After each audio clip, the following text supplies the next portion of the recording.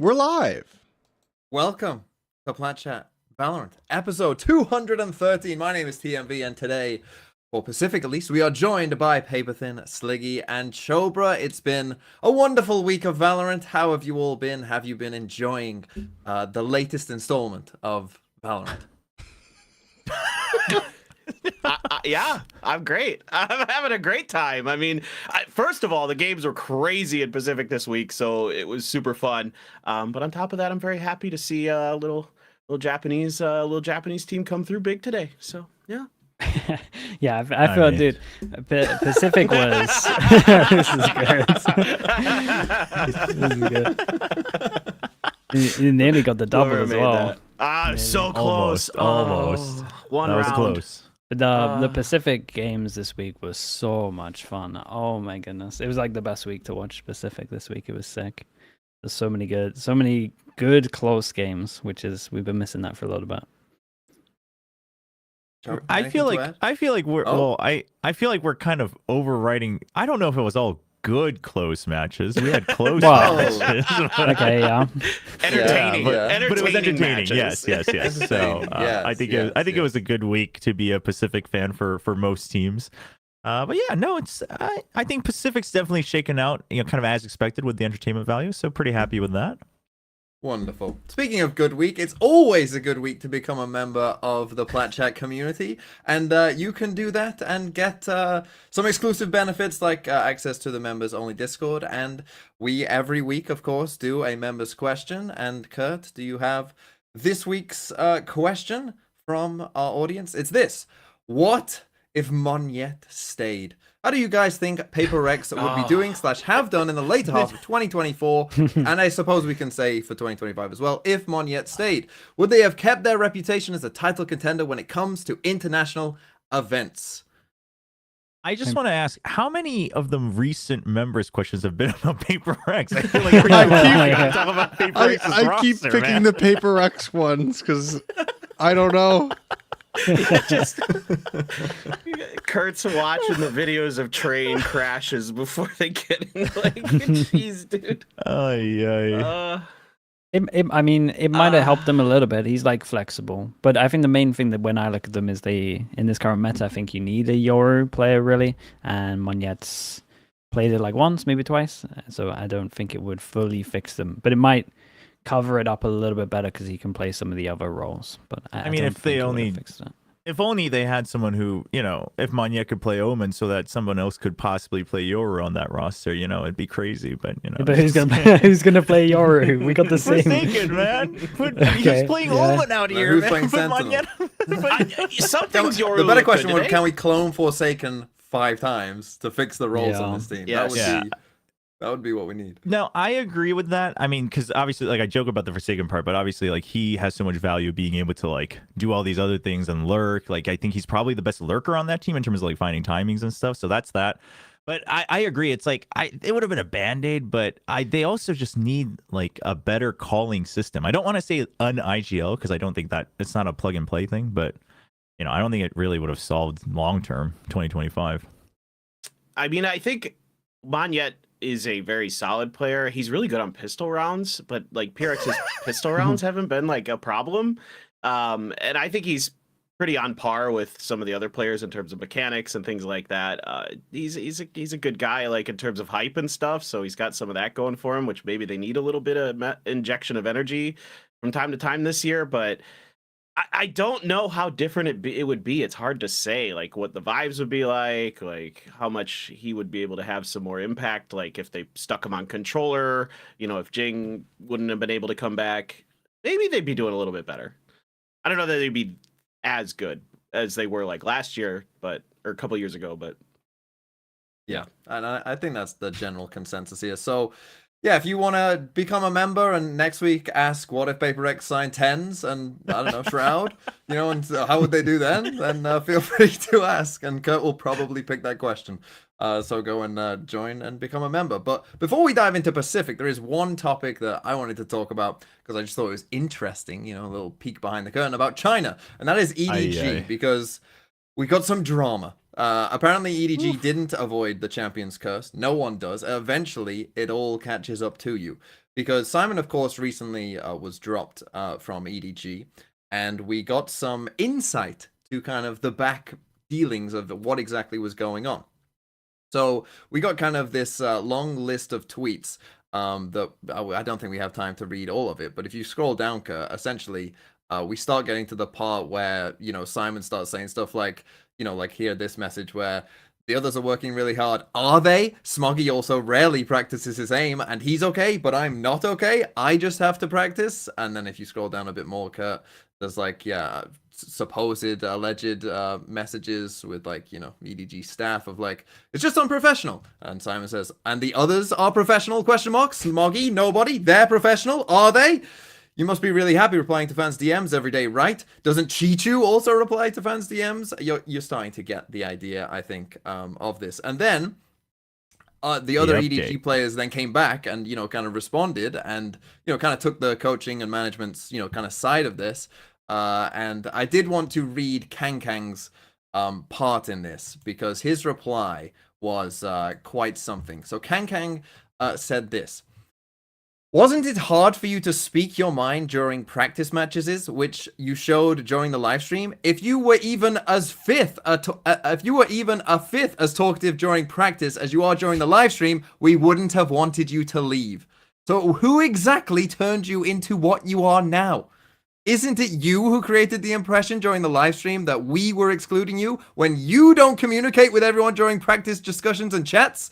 Do you remember the Lotus match against G2? After you played, everyone was comforting you. You sat down and complained that you couldn't shoot. When we went on stage, I coaxed you, and you gave me the cold shoulder, only saying one sentence to everyone during the match. I can't shoot!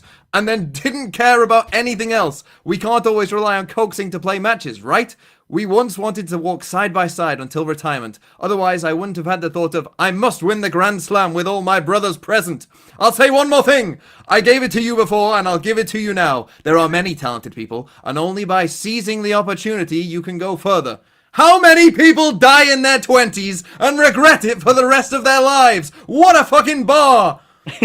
Sorry, no, it is a bar though. It's yeah. kind of sick. He always has the right line to say at the end. He's kind of unbelievable with it. You could never win an argument against Kang. Nah, he's a wordsmith. You get into an argument, you're like, I'm fucking coked here.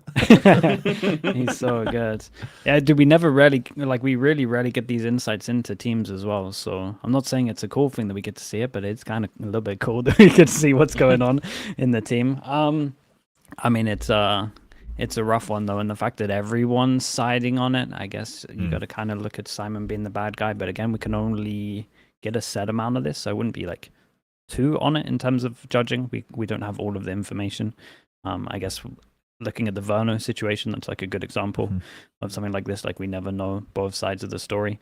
Yeah, it doesn't look good. It definitely looks like there's some kind of conflict where people feel like they're not pulling their own weight and not going too deep into it, but I do think that this can tear teams apart a little bit. And I think that this, in my opinion, is where like burnout starts happening. If loads of people are like working really hard over here, and then there's individuals that are kind of not working as hard, that's when the individuals that are working super hard will actually like feel the burnout most commonly. So yeah, looks like something had to change by all of this. From what we're seeing, is it definitely explains the situation a lot better. Yeah, I think I was talking about this on my stream as well, but I think an important thing to remember is also it does sound like obviously there was some lack of like comms from Simon in scrims and stuff, right? Just like lack of communication in general, whether it's calls or whatnot. Like I think that part, no matter how you cut it, is probably true because everyone seems to be pointing to that. But that can come from so many different things, right? Like that could come from him just not knowing how to handle stress. It could come from him not knowing how to handle the fame. It could come from him just being stressed out about other things, or like it could just, I mean, and also just if we look at his demeanor on stage, like that doesn't seem that far-fetched that he just doesn't have the right skill set to like battle through things and still talk things out and express it. Cause like he's already, everyone calls him a robot, right? Like for a reason. So I don't think it's worth like reading into it too much. Whatever the cause is, it seems like there was a lack of like expression and communication, and it sounds like the other players felt like they had to kind of babysit him through that. And obviously, like what I said was, this happens in the workplace too. Like if you're in an office, it's like they might not have done anything wrong, but at some point, like you can't always reach out to someone first. Like you know, you have to take care of yourself, etc. So it's gonna stretch you thin. So it does sound like it was an unfortunate, inevitable thing. But hopefully it's something that I think all of them can learn from, but also Simon, right? Regardless of who's actually more in the right or wrong, it sounds like probably there's a little bit, bit by bit on both sides. And it's something that he can learn where it's like, okay, well, I should have like done this, etc. Like, we see the Verno situation. Sometimes you just need the right people around you. And then, suddenly you feel much more comfortable.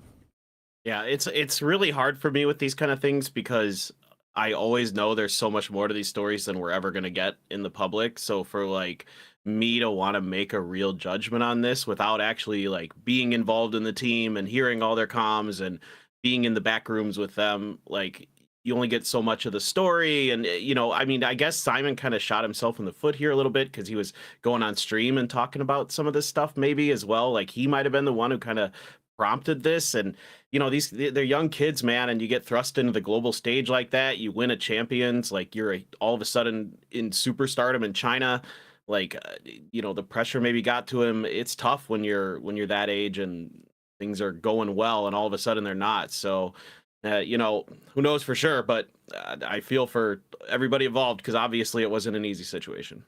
Yeah, 100%. 100%. He's, But EDG still have the fucking China on grip because Nova beat EDG and then just needed to beat Tech to get the 1 seed in their group. And of course they lost to Tech, so EDG could still win the group. The plot armor. Because of course they did, because it's EDG. The classic EDG. So good. I was going to say Simon's going to be the biggest hate watcher in playoffs. Just watching every EDG game, like, come on. Yeah. That live stream could be incredible. Someone was saying now we just need the Verno arc where he joins Billy Gaming and then beats them in the grand finals and takes away the first seed. But yeah, I mean, EDG, they're probably still going to make it through. So we'll see. Yep, classic EDG. Okay, let's move on then to Pacific. And oh my god, this first game that we have to talk about. Paper Rex. I mean, you've put win close match versus DFM, which is like factually true, but gives you none of kind of exactly what happened in this game. If I had to describe this game, I would describe it as kind of like you're outside a pub and it's quite late at night, and all of a sudden you hear a commotion and you see that 2 drunk people are like really fighting, like really like swinging and just fighting each other. And like, it's not technically the best fighting you've ever seen. Like, they're not professional fighters or anything, but they are fucking swinging at each other. They are going for it and it's hella entertaining. That's how I describe this game. It was sick. Yeah. It was so sick. The third map was actually incredible because Akame was taking over, like actually taking over. He's winning so many rounds. He was getting so many first picks, getting so many multi-kills. You were just thinking, there's no way this guy's going to even let him get close to winning because he was just having so much impact. And dude, it ended up going 12-9. They had 3 chances and I was like, oh, dude, this is so done, like surely. And before this as well, I was watching some of the Paper X rounds that they were losing. They were losing like multiple 2v4s, 2v5s. 2v5, like, yeah. I put some of those clips in The there. 2v5s. Oh my goodness. Some of the rounds, yeah. You should just start playing. There's so many rounds where it's like, Yeah, oh, there's a lot of we won rounds. this Too many. round. We've won this There round. were- We can just do whatever. Oh my goodness. By my count, 11 clutches in this series, like 2 1v3s. Like it was absolute madness. I mean, just every time it felt like somebody was out of it, they'd come fighting back. I mean, Lotus aside, but like Ascent was just so scrappy. Like even going back to that first map, there were tons of back and forth when it came down to like 1v1s, and it was just such a. I mean, it was entertaining. It was this round, right? Like, yeah. So it's a 3v3. Divine misses the Astra ult, so the DFM can plant on their side of the Astra ult, essentially. So they've just got like a free plant because Divine slightly missed the Astra ult, and then I don't know if you can play the second part of the clip cut, but Jing ends up winning a 1v2 in this one. This is around the Paper X win, and then wait till the very next round. I mean, because it just keeps on coming. So here you go. We get into a 1v2. Everyone's just swinging. Everyone's just fighting. And then, of course, now I think Jing even gets revealed here. I think. The recon hits him. By the recon. Dude. Yeah. And then we kind of just, it's like we frame skip. It's like we go into a different reality, and then all of a sudden he wins. Yeah. But this is what the whole game was. I was just looking at the stats here. Did you know that Akame and Jing throughout this entire best of 3 fought each other 29 times? That's insane. There's Akame 16-13 over the entire best of 3. And then the other thing that caught my eye, because we were all focused on Akame, I think, during that Pearl match, but is Devi shut down May 10 times on Pearl. Like, May did not have much of an impact at all. So obviously that kind of lends to Akame like having to carry, and he was so close to it. And then you saw how devastated he was at the end of the match because he misclicks his rendezvous, so it's it's on cooldown, so he can't position himself in that last round in the overtime. And then I mean, would that have made the difference? Who knows? But like, he obviously isn't holding the angle he wants. So it's rough, man. It's rough. I mean, this is one of the paper wrecks. We're gonna lose a 2v5 here in this round, so we can just let this play. This one 2v5 was crazy. This is criminal. I mean, That- something hits a sick 3K in here, and then it just all falls apart. I mean, this is insane. And then you're like, oh, this is over. Like, Paper X is on their comeback arc. And then Well, that's the thing about this game, right? Is it really felt like Jinga just won the clutch. Something just does this, and you're like, DFM are cooked. It's done. Right? They've got no chance now. Paper X are feeling it. They're going to come back. And then literally instantly, they then troll and lose a 2v5. Like, it was an unbelievable game. And it, like you say, I think it was you, Paper, then who said, like, Ascent was kind of like this as well. Ascent was like, DFM would have a nice idea, go like 3 kills up. Paper X would somehow get like 3 kills back, and we'd end in like a 2v2. Like, every round was just just constantly over and over again. It was pure madness, this game. Nothing felt comfortable. Any 1vx, I'm like, I don't know. I don't know what can happen. Like, anything's possible. This is like, every time I like would watch the end of the rounds, I'm just like, I don't even know what's like. These players are all just like scrapping, and who knows? I mean, I think, is this the one where he pushes into secret and has like that nasty double kill, or is that a different round from Akame? He had so many bonkers moments. No, that's a different one. Okay, that's a different round. Yeah, oh my multiple. god. Yeah, Dude, this one they all survive. The whole game was like so fun though. It's nice to see. So like DFM kind of had that stuff where I was going back to maybe like the off season where like individuals were just winning random rounds that they shouldn't be winning, or just getting like multi kills they shouldn't be winning. You're like, oh, okay, they actually look back, and I still think they look pretty good on Ascent. A lot of people have been banning that against them, so I think it was nice for them to actually get the Ascent. And then Paper X, they put a lot of work into their Lotus. I flamed them a little bit last week when they were using the Yoru on Pearl, and they were just playing it like a jet, and then they put the Yoru into Lotus, and I was like, no, here we go again. But like the Yoru was actually good. They had like a lot of set strats where like they were pushing aggro and then they TP it across, like they were actually using it like a Yoru. I think some of maybe the ult rounds were still a little bit off, but the ult rounds were still some of them. Yeah, they were too. I call him Jorgamo ults as well, because Jorgamo just does the craziest ones where he's just like sees someone, he's like, "Yep, I'm getting you," and there's just no utils to help them. But that's like the good takeaways, I guess, from both of the teams. Like I felt there's some nice work from Paper X to get their Lotus good. Like actually, it looks kind of nice, and it's the first time I'm seeing them use a Yoru like a Yoru, which is awesome. And I think something actually looked like comfy, and that's a big win. And then I thought they were going to play it on Pearl, because they had the choice of Fracture or Pearl, and Fracture's been their best map. Yeah. And then they decided to pick Pearl over the Fracture, and I was like, oh my goodness, like they must have something super planned. And then they get the jet, and I'm like, oh no, dude, they've got nothing to like break the wall over towards long. I think DFM kind of messed up on their defense. I think when you have that chamber Vice combo on Pearl, you should always be putting your wall over towards B and then have like the chamber defend it, and you can have a trip over towards mid, and then everyone can stack heavier over towards A. And they didn't do that once, so I think they lost too many rounds on defense to properly like comfortably win this game.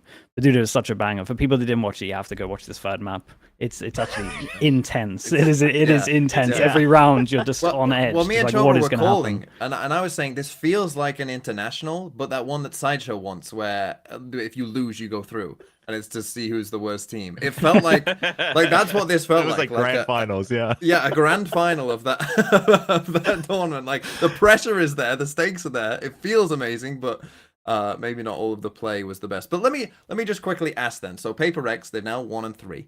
Okay, they play global in the last week. Obviously, we'll get to our Preds. Is there any part of you whatsoever that thinks, who knows, maybe they could go on a run. I was gonna say, this is where this is going. Are they going to Toronto? Rex, is there any part of you? I just want to remind everyone, my hot take for stage 1 was PaperX #1, baby. Wow. There is a world. I think it's a really small world. I've been on the train for a while. I'm front seat of the train. I'm the train conductor. You can get on board if you want to. We're at least going to playoffs. I can tell you that much. I don't know where the stops are going after that, but it's track by track at the moment, and we laid the first track, so you can join us if you want to. Track. Yeah, they're literally laying down the tracks as the train is going. You have no idea where You don't know when it's going to stop. Yeah, you don't know when it's going to stop, but at least you can get on the seat early. I think there's glimmers of hope now, and one of the biggest things is I do really like the agent compositions now that we're seeing on these maps. I really like that we're sticking something back on a duelist full time. I don't want to see him on Breach ever again. Like, unless it's Fracture, he's okay on there, but most of the maps I felt like he was really struggling on the initiator roles. Him on Jet, he just looks super comfortable. His Blade Storms are out freaking rageous. He is so good with Blade Storms. It's unfair when he has that ultimate. So, and he's a great opper. I think this just looked like a better version of Paper X. It looked a little bit more like they used to. Like they could just run it down when they felt like it and just stomp onto A site, get the plant down, and then let the chips fall where they may. And most of the time, it actually ended up working, especially on Pearl. So I think to me, this is finally the right people in the right places, and it may take a little bit of time, but I'd say there's hope. I'd give it like 20% chance that they get through, and maybe. Okay, I like that. I think That's a little too high, but... my finishing thoughts are like big takeaways. If we're just speaking of Paper X, I think again, like you said, I think there's something being on the right roles is like really good for him. They're using like Op a lot more, and Jing had a really good one, especially even just first map on Omen. That was like the first time I've kind of just thought, okay, because I think Alex had described it a little bit like the tens example before, and putting like a Jing on the Omen and trying to be like tens. This was the first time I was like, actually, like this does have the potential to get there. So, and the Lotus was probably their best macro I've ever seen them play, at least this year. Let's say that. Okay, let's move on then to a big surprise result, you might say, which was that Zeta Division, who lost, I mean, almost certainly their best player in depth, then proceeded to win against Talon. Now, I think we do need to just we don't need to talk about it in depth, but Talon, of course, we can definitely shoot them quite a lot of bail for this game, because for those of you who don't know, Cruz, his father passed away, and Cruz, you could argue, is the literally most important player for any team in terms of what he does. He's not only their IGL, but he's also the translator between the coaching staff and the rest of the team. So we can definitely kind of shoot Talon a lot of bail for this game. We maybe don't need to go into them too much, but we can definitely talk about Zeta Division because they've got a new player who's Meteor's brother, and they looked good. Oh, they looked real good. What do you mean they looked good? Like they looked real good. I mean, for 10-10, I think it was very impressive. And you know, he talks about it in the post-match interview where he was like, yeah, they just told me like, do what you want, we'll make you feel comfortable. And that you could tell because like he was very comfortable, like taking the fights that he wants, and he's just playing to his strengths, which is a cracked duelist, which is what he was always known for. But then like, dude, Zeta was playing so fast. Like, this is literally, like, this is just Mach speed Zeta. Like, they're just going to space right now. They are just cruising through the maps. And they're playing, like, across the entire map. Like, they're taking fights on A and they're pushing out of C. And it's like, it was insane to see that this, because I've constantly been saying, okay, we're seeing that they recognize that that's a problem they've had. Like, that's good. That's a good start. And I thought it would take probably until, like, stage 2 to really come together. And then 10-10 comes in, and I don't know, maybe he told them that like T1 Academy could beat them 13-0 or something if they keep playing that slow, because they just turn it up to 11 and they're like, all right, like we take a fight, we take a zone. Like it's always there's a consequence to every action. And I really don't think there was that much to nitpick at all, which is a crazy thing to say about Zeta Division now in 2025. I mean that in a good way. No, I mean... I've had a lot of faith in this team. Obviously, I keep predicting them, much to my prediction, win rates chagrin. But I mean, look, I was all on board on this team. I was superstitious today. I was like, all right, I'm gonna go all out. So I wore my Zeta Division socks today. I thought you were like, I wore my For Zeta free? Division For boxers, free? and I'm like, Yeah, for free. You get these for free.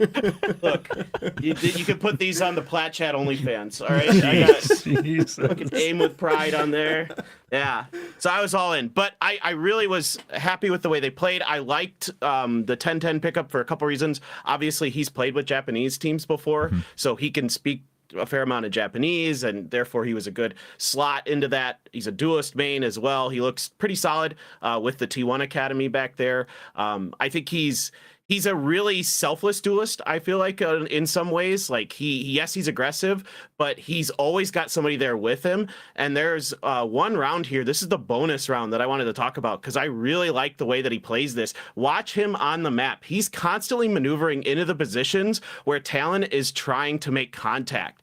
So he goes over towards A, he's over at C, like he's all over the map. And there's even a drone set up for him where Clues throws a drone out that he plays off of to get a first kill. And then he swings over towards A and finds a great moment to find a huge couple kills, and that really opens up the map for him and Jota, who also played really, really well today, especially on Lotus. So I like the way that he's reacting to what's going on the map, and he's being really communicative with the rest of the team. Like, we didn't get to see it at the beginning of this clip, but like, he worked with Clues on stuff. I think Clues is doing a great job with this squad.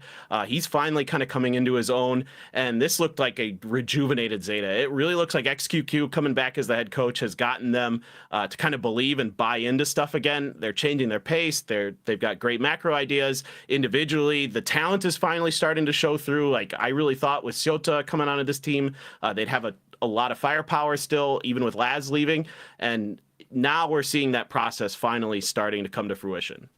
I should just mention as well, sorry, Sliggy, that Depp is out with a shoulder injury, and I'm pretty sure it's like an unknown return date, right? Like, they said they predict like 2 weeks recovery, but obviously we'll see. He now is starting to get treatment, so we'll see.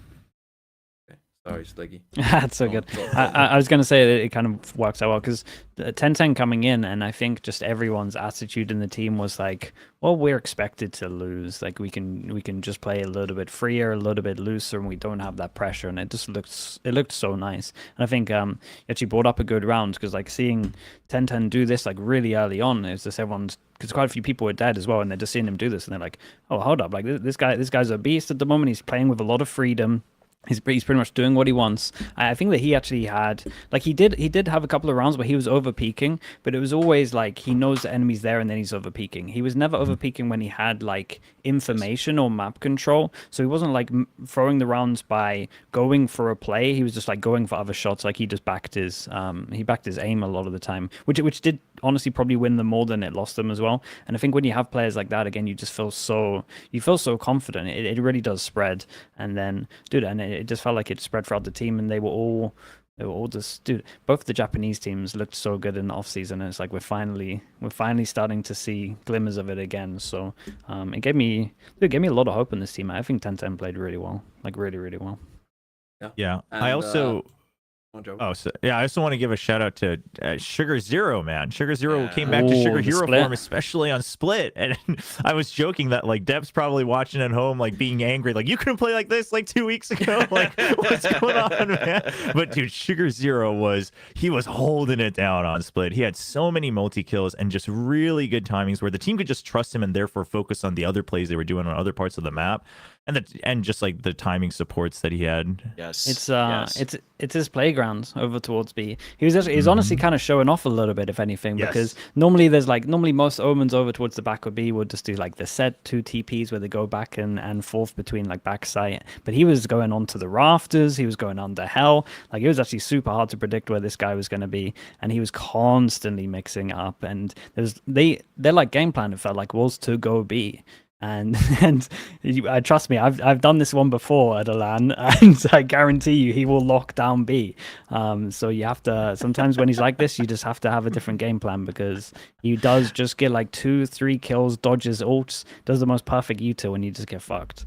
So he's a beast, man. And this was full This was full sugar hero. Like it really was. It was a masterclass. It was like awesome to watch.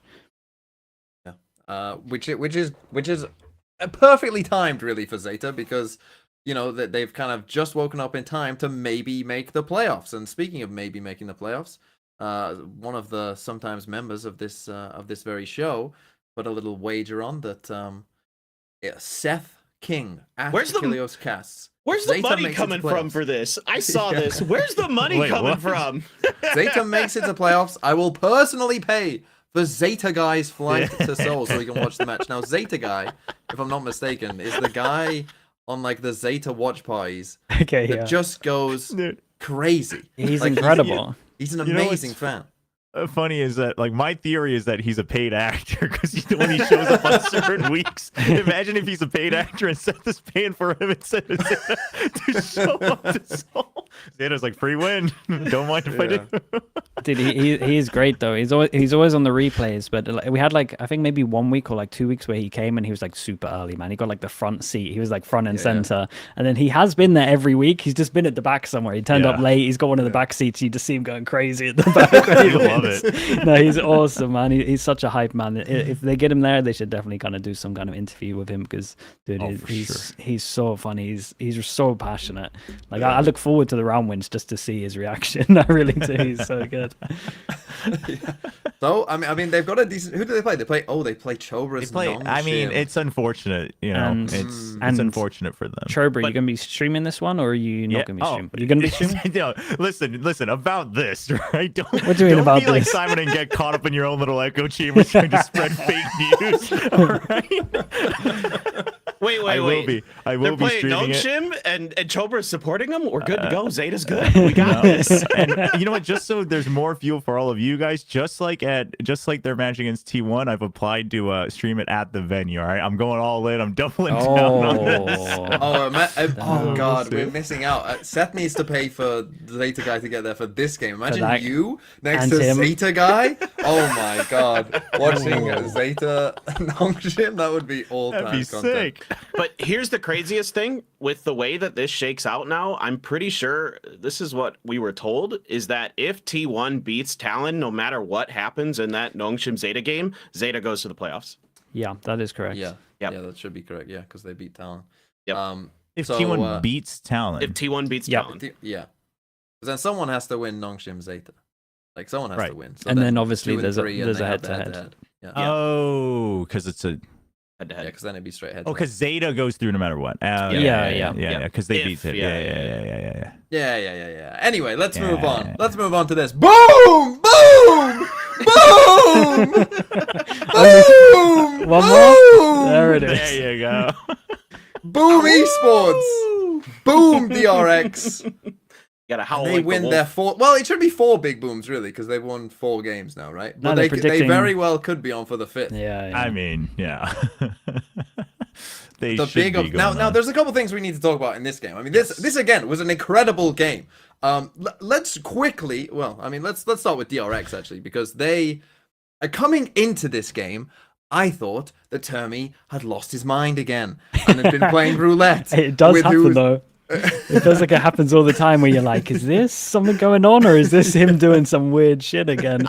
I was thinking to myself of like, Termi, you finally proven the internet wrong. You finally proven them wrong that you're actually a good coach. And then this happens, but we found out that. Yeah. So for those of you who don't know, basically DRX, even though they had been looking pretty good, and Estrella had come into the team and everything was working fine, they come into this game and there's Bane's back and Flashback's gone, and it's like, what? And Freeing's playing Yoru, but like all the time, and it's like, what is going on? We'll get to the Freeing Yoru.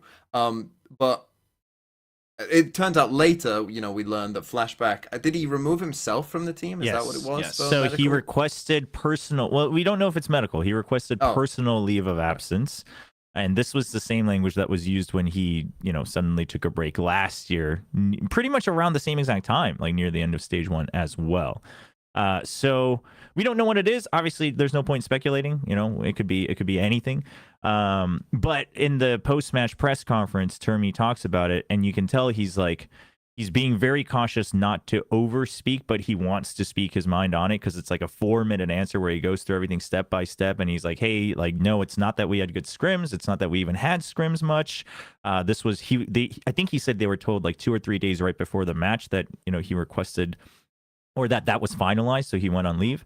So they didn't have time to test it out. But then he also mentions that, this has happened several times in 2025 and 2024. And to be honest, both for the players and the coaching staff, it's kind of frustrating or upsetting, right? It's kind of the tone he used. So there's a transcript of it. There's obviously, you can watch it yourself if you want to listen to the summary on the different channels like Valorant Asia that covers the post-match interviews.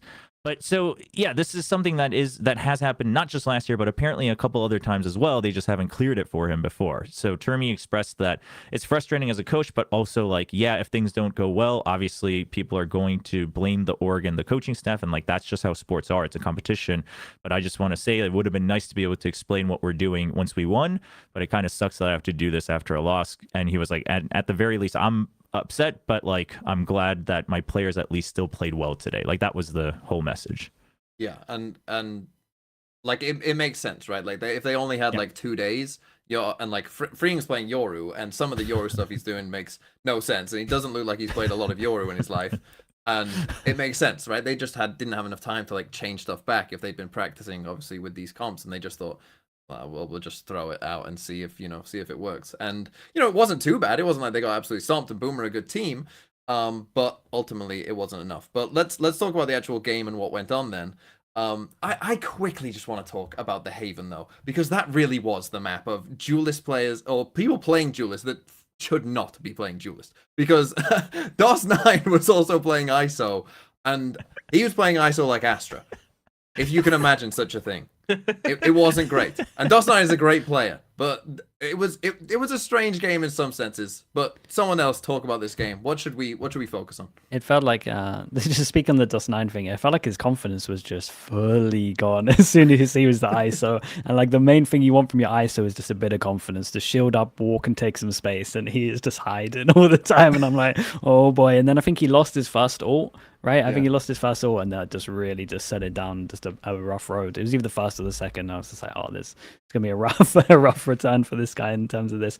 But I wanted to like the map that impressed me the most was just the icebox. I thought the icebox was so sick to watch. Icebox is such a limited map, and you can only do so much. But in terms of like fundamental good macro play, it was the best it can be from Boom. It was sick. They were like going over towards A, constantly inserting one, and then going back over towards B, creating pressure, and then working out either taking a timing on A or actually going over towards B. And it was just so nice to watch. You don't really, this is what I call like EMEA Valorant, where it's like more methodical. You give yourself options, and you're kind of just relying on people to give your IGL mid-round information, and you make a mid-round instead of just having like a set plan from barrier down, other than just a default. And for them to be doing that on multiple maps is really, really cool. It's something that is like pretty advanced. It's something that like I kind of refer to as like Fnatic's main way of playing, like where they just take a default, take this map control, insert one, go back, re-clear somewhere, and then you'll make a call based on the information and what's going on and who you've seen. And so for them to be doing that it's so cool. I feel like they play the map really well. They look confident. Everything makes a lot of sense. They had some sick rounds on Icebox. This round where they're like on defense and they're stalling the plant for 30 seconds is incredible. Like they all really have a good idea. They all believe in it, and all of the individuals are popping at the same time. Like they're just taking turns. And honestly, this Icebox is, in my opinion, one of like the best ways you can play Icebox that isn't just spamming A hits. So it was cool. Is that a dig at T1 there, Sliggy? A little bit. Just a little bit. Yeah, a little bit. I mean, I think this is cool. Like a great story, right? Like Indonesian Valorant's on the rise. Like Boom's this Ascension team that nobody believed in, and now they're playing out of their minds. And well, shouldn't even be here. Yeah, they shouldn't even be here, right? And they force some poor guy to be their coach. He doesn't want to be, and then like freaking Gary from Boom is just like, no, you must be our coach, and he's like doing a beautiful job with this team. Yeah, he is. He's incredible, and I mean, Famous is so confident with the operator right now. He's the best operator we've got in Pacific, I think. Like you've got so many great things going for this team. Their heads are on straight. Like it is a true joy to watch them right now. Yeah, I mean, alongside Six Fingers as well, I think both him and Fields together, like their chemistry Yeah. must be so good too. Because Six Fingers, obviously, like he knows the players and he's been coaching for a while now too. But then Fields, like you could see his ante even back in challengers like South Asia and then going into Ascension, even if they didn't make it very far. So I think the combo of those two, I mean, maybe similar to right like Ewok and Warbirds, where one person's very, very good at anteing specifically, and the other is very good at like getting it through to the team. It goes out really well, and I think this is just really good to see from Boom, because it's like, okay, you take that tough loss at Ascension, and then you have the close matches at kickoff, and it's like you really took that to heart and you actually learned from it. You were like, okay, well, we better prove ourselves. It's not like, oh, we got unlucky or whatever. And I think that's such a cool story, because obviously, those of you who follow the players, like their peaks are really good. We were always just wondering, like, could it ever come together consistently? And I mean, this is as consistent as you can get. I mean, Berserks is like top fragging every match. NC Slasher is like top fragging or second fragging every match. Like it's so good. Yeah. It does. It is honestly like you have to remind yourself it's a Boom like every time. Like I mean, I remember watching some of like the Ascension games before the grand final, and it's like, this team looks like a tier 2 team. They're a decent tier 2 team, but they're, nothing special. And obviously they bring in DOS9 and whatever, but still, like, the improvement is unbelievable, to be honest, to be this good this quick. And they've locked up top of their group, right? So they're getting that bye in the playoffs. They're one game away. They need to win one game. If they win that first game, they're going to Masters. So, I mean, their chances are pretty Incredible. good. They should be. They literally should be going to Masters, which is crazy. Yeah. If we had said that before the season started, I don't think I would have believed you. But I do think it does come down to. I always talk about this a little bit when we're just comparing games, and I don't want to take too much away from the players because I think that the players are doing incredible. But I do think that Valorant is the most impactful coaches can be, like, out of any esports at the moment, in my opinion. I think we're really starting to see that with like a couple of teams. Liquid's one of them, and I feel like Boom is probably the other, where I'm just looking at them and I feel like I can visually see what you guys are doing every single week in practice, and they always have really good game plans coming in, and it's just so impressive. So a lot of it, in my opinion, is down to the coaching stuff. I think they've just doing wonders. I really do. Yeah, I agree. So yeah, Boom. Hopefully we'll see them in Toronto, which would be really cool. It'd be a great storyline. Already it's a great storyline, to be honest. Sick, but if yeah. they could go to Toronto as well, that would obviously be crazy good. Let's move on to another game. A surprise maybe to some, maybe not to me, because maybe someone picked RRQ to beat T1, and that is exactly what they went and did. It's T1's first loss since... Did they lose? They lost to EDG in the quarterfinals. EDG, Yeah. okay. Or semifinals or whatever. So it's been a little while for T1 to lose, but RRQ, my goodness, I know, Sliggy, you wanna go off. I do just want to quickly say as well, T1, ban Icebox. Dude, surely ban Icebox. Just ban Icebox, just please. It's like when who was it? Secret last week beat you on Icebox. Like that was the clue. Okay, someone else did talk. No, I think like they needed to actually like lose the game to for sure realize that it's an issue. Dude, how can they make Reyna? I just don't get how Reyna is the most simple agent, and honestly, how we're messing up the flashes or just not even knowing when to do the flashes and combo our swings and playing the Reyna like it's a chamber sometimes, and then not playing the Reyna like a Reyna in terms of like certain positions. I'm just losing my mind when I watch it, because obviously I've played Reyna probably more than any coach. It's not a good feat that I want to have, but that it sadly is what it is. And dude, it's some of the worst Reyna play I've ever seen. It really is. It's so bad. It's so hard to mess this agent up. But he's just playing it like it's an ISO. Dude, just play an ISO. Like literally, you're playing the Reyna like an ISO. Just play ISO, pop the shield when you want to do this stuff. Because I ain't seeing any flashes that make any sense, to be honest. There was like 2 out of 12 rounds, and I'm just like, oh man, it's killing me to watch. But dude, RQ, man. Whew. Dude, they are incredible. Real quick, I want to say one thing about T1. Like, yeah, the Reyna's dog shit. Like, let's just be honest, it's just not good. But I do have really big question marks around why they're perma-banning Ascent. Like, that to me feels like a map that should be right in their wheelhouse. Like, this is a map that the old DRX players with Stacks and Buzz, like, they're legendary for this map. Yeah, they had a lot of overtimes on it, but they won a lot of them too. This was a map that a lot of teams feared them on, and so I'm kind of scratching my head a little bit. Like, what's going on here? I think that was just target bans, right? Because they played Zeta, where Zeta is always giga comfortable, and you're like, we can diff them on any other map. And then RQ also looked really good on Ascent, so I think it was just like we can probably aim diff them. I think that's just where it comes from, because they didn't ban it themselves on the other 2 matches. So I mean, I guess you could still question, like, why don't you just pick it, right? Or like load it as a 3rd map. But I think like you guys said, it's like they needed to lose. They needed to lose to like be like, okay, like we really do have to like catch up to the meta and start bringing out new stuff, et cetera, et cetera. That's how I saw it. Yeah, I think that's right. When I looked at the maps, it was like they probably lose Ascent or Icebox anyway. I think that's what I said when TMV picked them, so I didn't think it was like the craziest shout. But if I look at RRQ, I have a lot of clips here that we can stop playing. Can we turn off our cameras? Is this what we're doing? No, I mean, you guys can just stay here. But I was like, I don't care.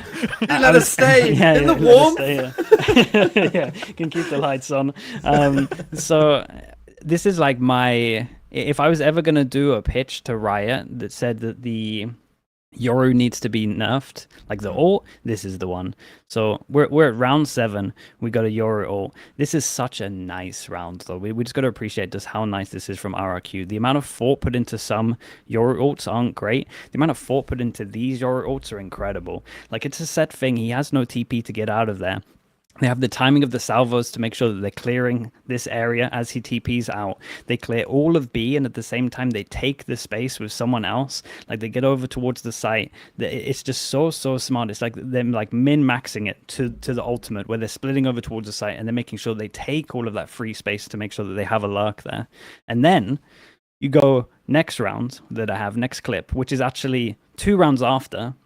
So they've just had an eco where he managed to get 4 kills. So obviously he gets 2 kills in this round here. So he's 2 on the way to his ult.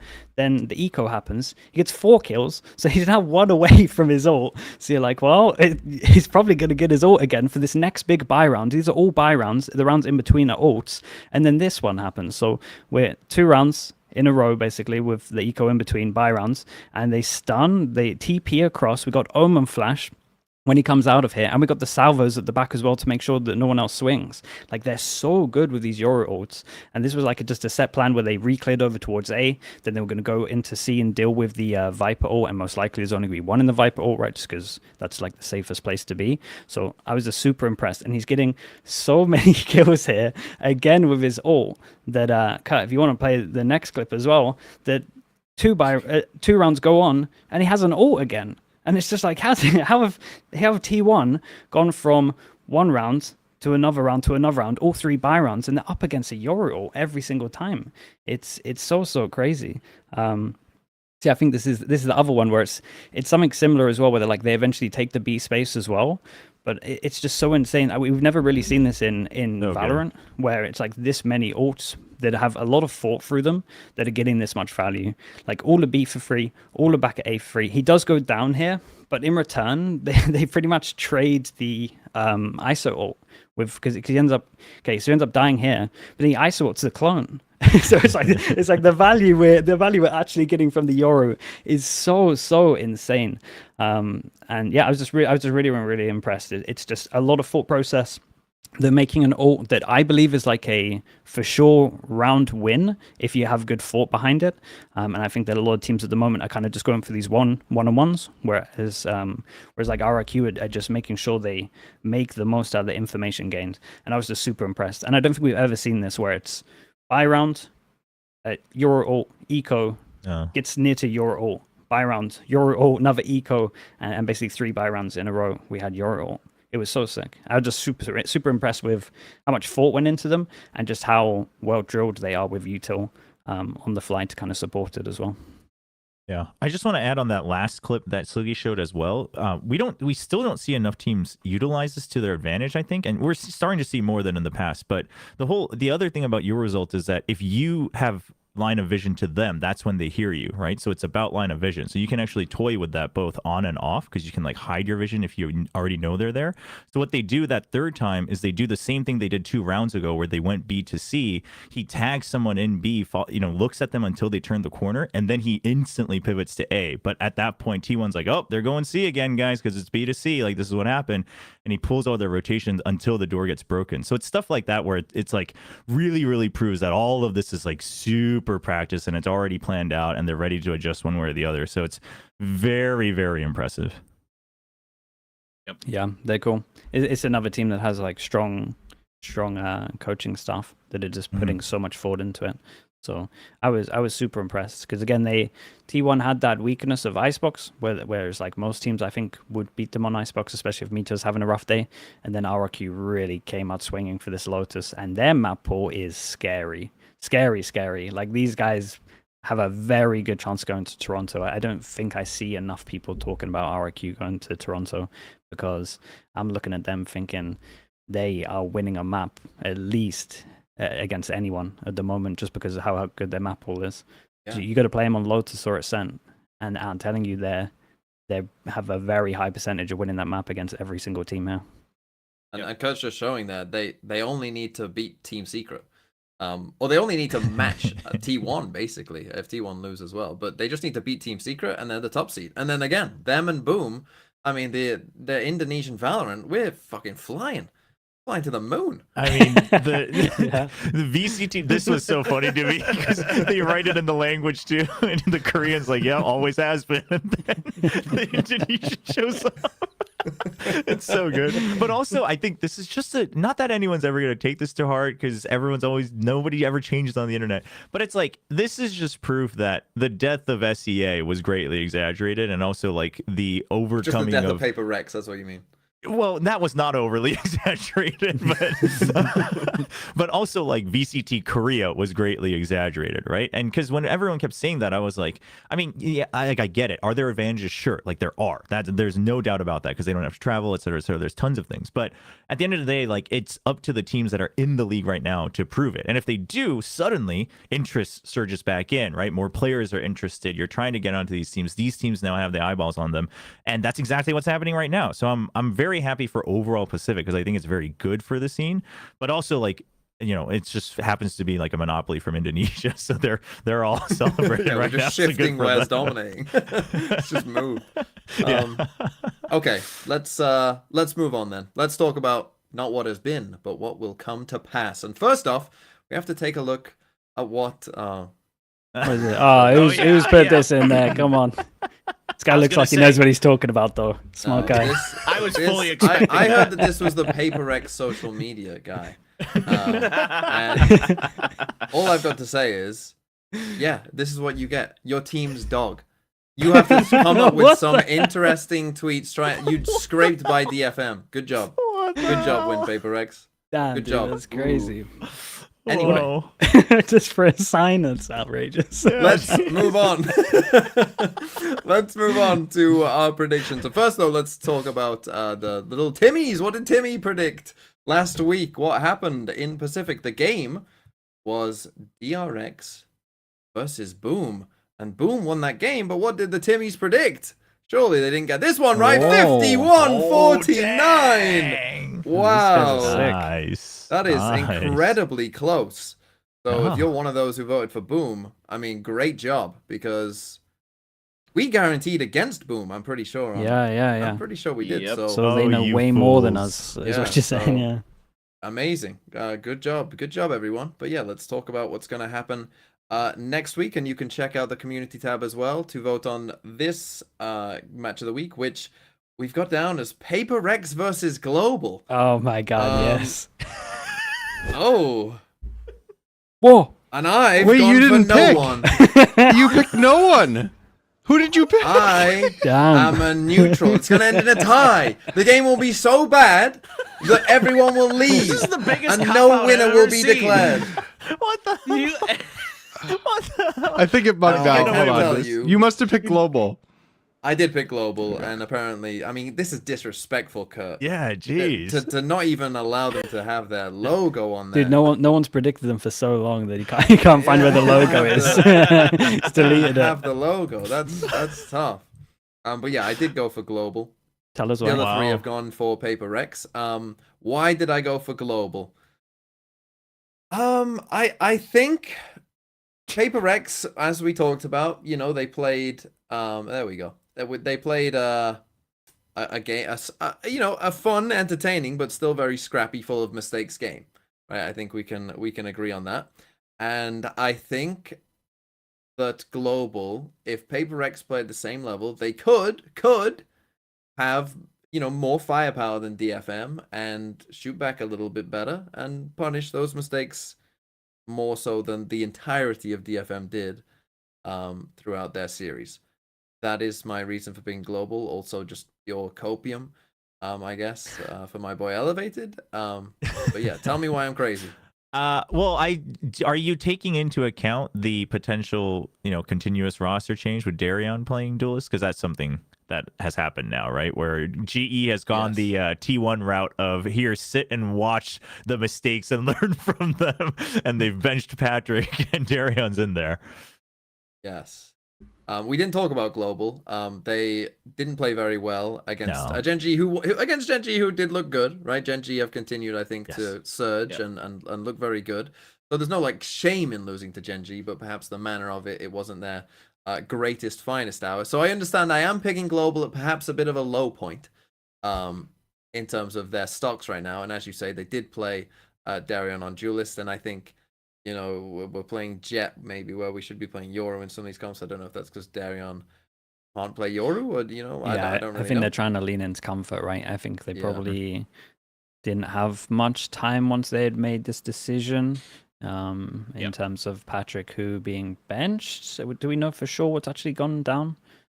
No, but he Maybe. was in the coaching booth. Yeah. So I assume it was a benching, whether mutual or not. My assumption was just that, you know, he's always looked pretty uncomfortable on the stage, like in the game and stuff, like just kind of scared to take moves and stuff. So it might have just been like, hey, let's like take time for you to get used to things and see it from a different viewpoint, whatever. But we haven't really heard otherwise.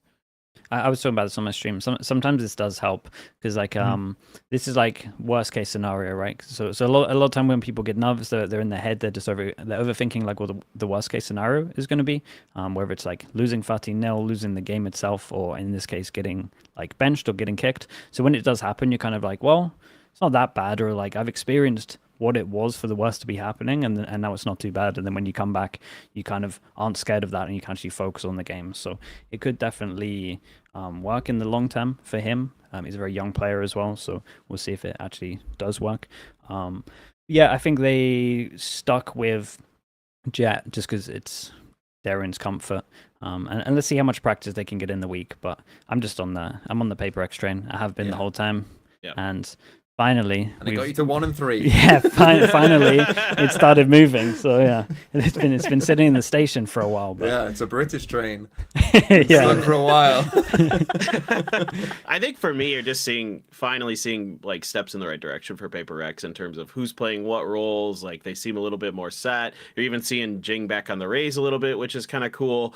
But it's I think the only thing that like is kind of the shakiest piece of this puzzle, strangely enough, is Devi's Vice, right? Like that's the one that still doesn't look super comfortable. It doesn't look like he has a great feel sometimes for how and where to put the utility. He still has some cool moments, some good ideas, like the one where they ended up saving the wall on Pearl to block off the spike after it got dropped at mid doors and stuff like that. I don't know if that was a plan or just happenstance, but it was kind of funny when it did happen. One of the many funny moments of that game. I don't know what was going on there. I mean, they clearly planned to contact around that door a couple times, so who knows? But I mean, I think he's looking a little shaky, a little not confident as well. He seems a little off on stage, if I'm being completely honest. Like he's normally not like a guy who's going to pop off or anything. He's not going to get active, but he doesn't really seem to. He usually has that kind of wry smile after he pulls off like a pretty crazy round, and I haven't seen that as much from him. So I'm hoping Devi gets a little more confidence. Device, since that seems to be kind of more of his permanent role here, is going to be more polished. We're not going to see any self flashes,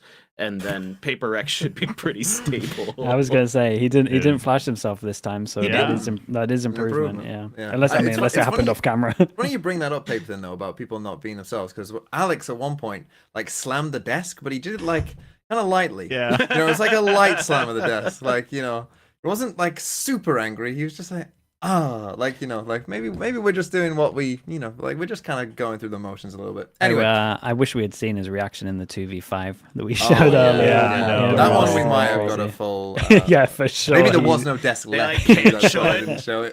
Giving the camera the finger so they can't show him. Yeah. Let's move on to our next game, which is T1 versus Talon. Oh, do we still believe in T1? Oh, whoa! what? You pushed the button. Even Oh, Carl no, wasn't no, believing. They're all red teams, though. Oh Why'd you take a picture? I goofed it up. my God. Oh man, I'm Oh, deleting that from the dearie me. Discord. This is not a Plat Chat guarantee. Kurt 3 just of us have gone self-flashed. T1. Damn. Yeah. But Chobra has not. Chobra, Damn. why have you gone for Talon Esports? They need to win this game, by the way, Talon. Otherwise, they are Right. eliminated. Right, which actually that almost concerns me because I feel like Talon, you know, I feel like Frost will be like, well, listen, stage one's not what really matters. Like we're not doing everything we need to for playoffs, and they might not pull out all the stops. But I just think T1 have now learned their weaknesses, but also if I'm T1, like I think you're still gonna not make huge changes just for this match, right? Just to try to like secure your placement going into playoffs, because you're still gonna go to playoffs no matter what, and you're most likely not going to 4th seed no matter what. So it's like you're not going to the lower bracket and suddenly pulling out all the new comps that you've been, you know, practicing to catch up just for this match probably isn't gonna happen. That doesn't mean they're not gonna try, but that does mean Talons should have enough resources to come and play to their strengths. And also it's Talon's turn to win because they win lose alternate every week. So you know. Oh yeah. It's their turn to win. Good logic. It's their turn Yeah. to win. Like it's just unbeatable. There's something to that. I mean, it keeps happening. Why did you pick T1? Why do you think they'll bounce back, Mr. Paperton? I don't know. Great! Well, Slicky! Here's my conspiracy theory. I think T1 is just limit testing right now. I think they're messing around with some of these comps that don't really work for them, like their Lotus comp where they've got the Viper in there, they have no map control, people are constantly getting in their back lines and they have zero idea of what's going on in the map. Here on Icebox, it's just go away every time. I think they're just limit testing. I think they're just trying to see what can we get away with, you know, how much can we actually just rely on aim diff before we start bringing out the real stuff. I know that's probably not true, but that's my theory on what's going on. So I don't think we're going to see the rain of crap anymore. I think they're going to try something else. Honestly, I think T1 should just go for the old like meta Icebox comp. Just shift Buzz onto Jet and put Meteor on KJ and just let it ride, or put Meteor on Chamber. He can do that too, so either way is fine. But I imagine they're going to make some adjustments here, and Talon looks pretty deflated right now. Who knows, but I suspect T1 should bounce back. I think they're going to have some better ideas coming in. Yeah, I second that. It's about what we talked about earlier, right? I think that some teams need to actually experience the loss to fully have like a good week to know what to concentrate on, and I think this is like the wake up that they needed. Chobra, what's going on? I just realized though, Buzz picked probably Talon won't or- let a loss to Frost happen, man. Buzz. Oh yeah, that's true. Yeah, so Buzz will probably play his mind out no matter what comp they're playing. That is true. Yeah, well, let's move on to our next game, which many of you might have thought could have been the match of the week. It's DRX versus Gen.G, but this game is for nothing. Ooh, interesting. Wow, I'm surprised. Yeah, I'm a little surprised as well. I've gone DRX, and the rest of you have gone Gen.G. Now, I do think that this is a bit of a coin flip. And as I say, both of these teams, I'm pretty sure, are just locked into 2 and 3, and this is just deciding who's going to be 2 and who's going to be 3. So, you know, there isn't too... It does Go on. matter. Yeah, It doesn't matter because it's not against each other. Yeah. and it's champs points. It is a and champ point, yes. and this year champs points means a lot more. And I think in Pacific at the moment, nothing is free. So I think going into stage 2, we have to get first or second to go to champs is not ideal. So I feel like having the champs points and then like knowing that you have that extra point, so having like a third, fourth in stage 2 playoffs to get to champs is option, I think that's very nice. So I do That think that is very I do think fair. it's big, Slig. yeah. That is very fair. Let me talk about the game then, I guess, because I mean I am surprised that all three of you gone Gen.G, because whilst Gen.G, I think we can all accept, have continued to improve, and I'm sure you're going to talk about that as why you picked them. I still think that DRX, you know, obviously like they've had their like roster changes that they didn't have much to do about. But once I heard about that, as we kind of talked about, they didn't have much prep time. I still think that, you know, Hyunmin is still looking very good. I think it's still a very easy change for them, right? They just need to go back to what they were playing kind of before they thought that double duelist was the only thing you could play, and just go back to like, you know, being on Teo and, you know, another initiator for Bane, and then, you know, everything should still work pretty well for them, and they don't have to go like too crazy with anything. So I don't think that's going to be maybe too big a problem. I guess you could say that maybe they might have some map pool issues of going back to that. And there will be some of the newer maps that maybe they haven't played without double duelist, like Icebox and Ascent. They might have only played double duelist on, but I still think that DRX have looked incredibly good. I think this will be a close game. I'd kind of be surprised if one team dominated the other, because they're just both very good teams, you know, or at least very decent teams. And I just went DRX because I coin flip for me. But was it a coin flip for all of you, or do you like feel strongly that Gen.G are gonna win? It was wow, really? It was a bit of. I actually switched mine like last minute, like 20 minutes before the show. I had DRX, and then I was like, actually, I want to. You can't feel that strong, then, can you? No, I'm not that strong. I just think that with like, even if I don't think they're gonna change the comps though. I don't feel like they're they would gonna do stick that. with it. I think they'll do double duelist, whether it's Bane or Freeing, still playing the second duelist. It just sounds like they're pretty committed to it. And if that's the case, I just feel like Munchkin has enough data. That would worry me as a DRX picker.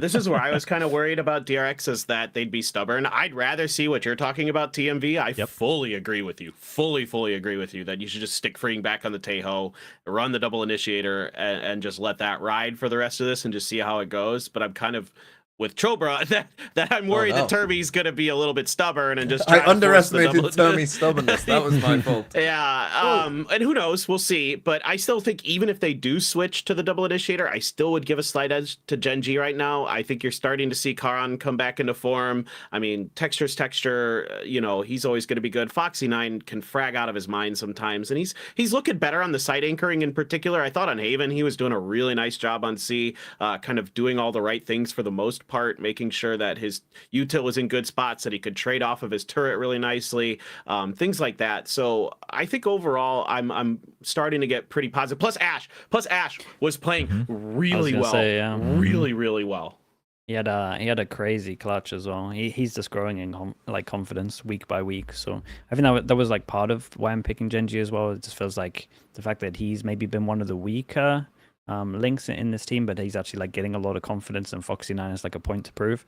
And I just think the DRX have too much on their plate to try and get it good in 7 maps. Even though honestly this year I've looked at some of the stuff DRX have done in like with new comps, it looks like they're actually very good at getting new comps to a good level fast. So if there's any team that can do it, it's DRX. But I still just think this is too much to beat a Gen.G that looks like this at the moment. Yep, that's fair. Let's move on to our next game, and I know what Chober is going to pick, but is there any belief for anyone else? It is Nongshim versus Zeta Division. Ooh, there is, of course. There is, of course, one Japanese believer. Zeta Division socks, for God's sake. You are wearing the socks, that's true. So, yeah, talk me through why will Zeta Division win this game? I just really think, like, they're looking so much more solid in their macro game. That's the one thing that makes a big difference. I think the firepower might be a little bit slightly higher on Nongshim, if I'm just being perfectly honest about it. But I think now you're starting to see that the bigger picture is being read really well by clues. They're being really communicative on who needs to be where based on what kind of contact they're getting, on what piece of utility, on what part of the map. All those things seem to be finally coming together for them. I think their map pool's starting to look a little bit better. They're pretty comfortable on split, obviously, but you know, the Lotus is starting to look solid. I think they've probably got a decent ascent, knowing just Zeta Division and that team. So I'm starting to feel really confident. I mean, Shota's coming into his own. If Sugar Zero can maintain his form, this is a very scary team with a Nongshim who's starting to maybe look a little bit shaky. Yeah. Okay, I think Chobra, so. let's let Sliggy go first. You can go last on this one, I think. Sliggy? Okay. No, that's Why not? all Shim? good. I think just when I look at non-shim, I just think that they're getting there with the neon stuff. It feels like their strap book is like a little bit weak, but now they can start building on it. And I just think they have better firepower. I think you touched on the right thing. I think just firepower wise, and like obviously with the change of depth for 10-10, like it's going to be a little bit weaker over towards Zeta, even though they played like really well today. But I just back Nongshim at the moment. I think that playing against the neon when it has actually like more drilled stuff behind it is a nightmare. So I can kind of I just got to back Nongshim on this. I just think they're looking better at the moment, even though they are a little shaky now. But I'm just putting it down to the fact that they tried Waylay kind of new meta, moved away from neon, and now they're like, hold up, it's still viable. We can like rely on this. Yeah, and we didn't talk too much about Nongshim, but congratulations, Trobra. You're not that big of a curse. You are still a curse in my eyes. But he wasn't streaming. Oh yeah, but so is that the curse? It's if you're there or Yeah, not. no, It's if he your has to be eyes streaming. are there. Everybody's Yeah. slurping up this propaganda of Sliggy trying to deflect the Sliggy curse away from everyone. Oh, It's come on, that's crazy. good. It can't just be me. That's all I'm saying. Everyone else must have some stuff going on with them. Okay. Fair enough. Yeah. Fair enough. I Why did, would- I go did on, think give it us was the funny. glaze. I did think it was funny that RRQ has also now won, and you know, Nongshim's probably in their they office like, broke is it. this guy really the problem? Like, who have we hired? Man? But no, I actually think with 10-10, with the way that they look today, I think then it gets close. I think it does get close. I think it, you know, maybe even a 50-50, right? Kind of just whoever wakes up on that day. Because it's not just 10-10, it's just how fast they're playing. But I think the good news is that at least playing, like the opponent playing fast isn't necessarily something that Nongshim like shies away from. You know what I mean? That's not something that Nongshim's going to be like, whoa, like what do we do here? Like they're just going to be okay, like all right, now like we've seen it, you were still doing it. So I still have faith that that's not going to be that big of a curveball. You've also now seen it once, right? So it's not like as big of a surprise as it might have been for Talon.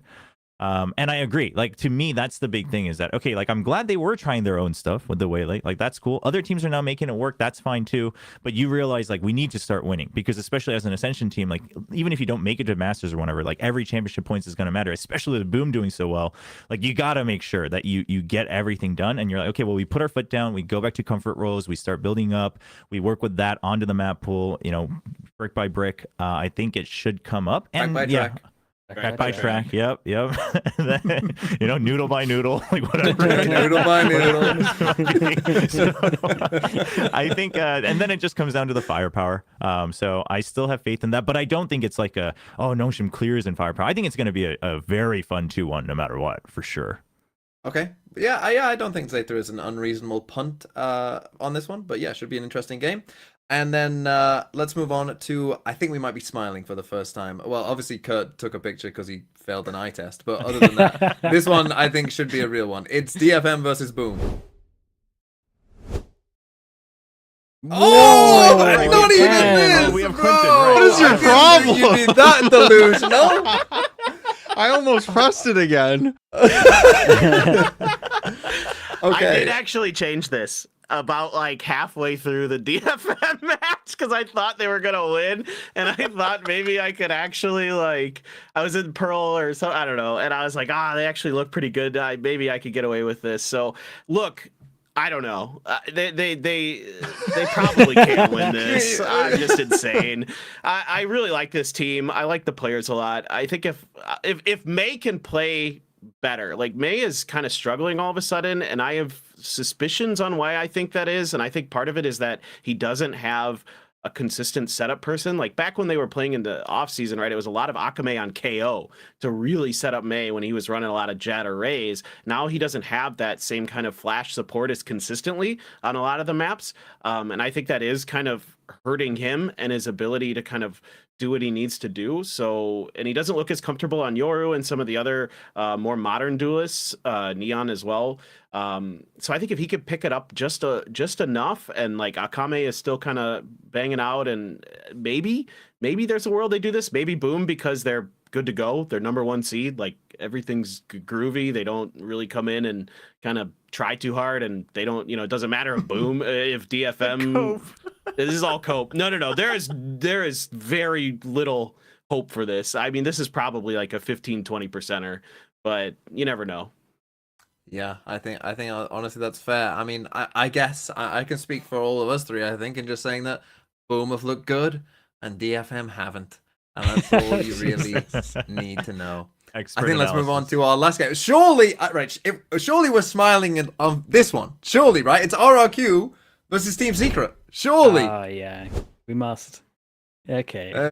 Press the button! Yeah, let's go.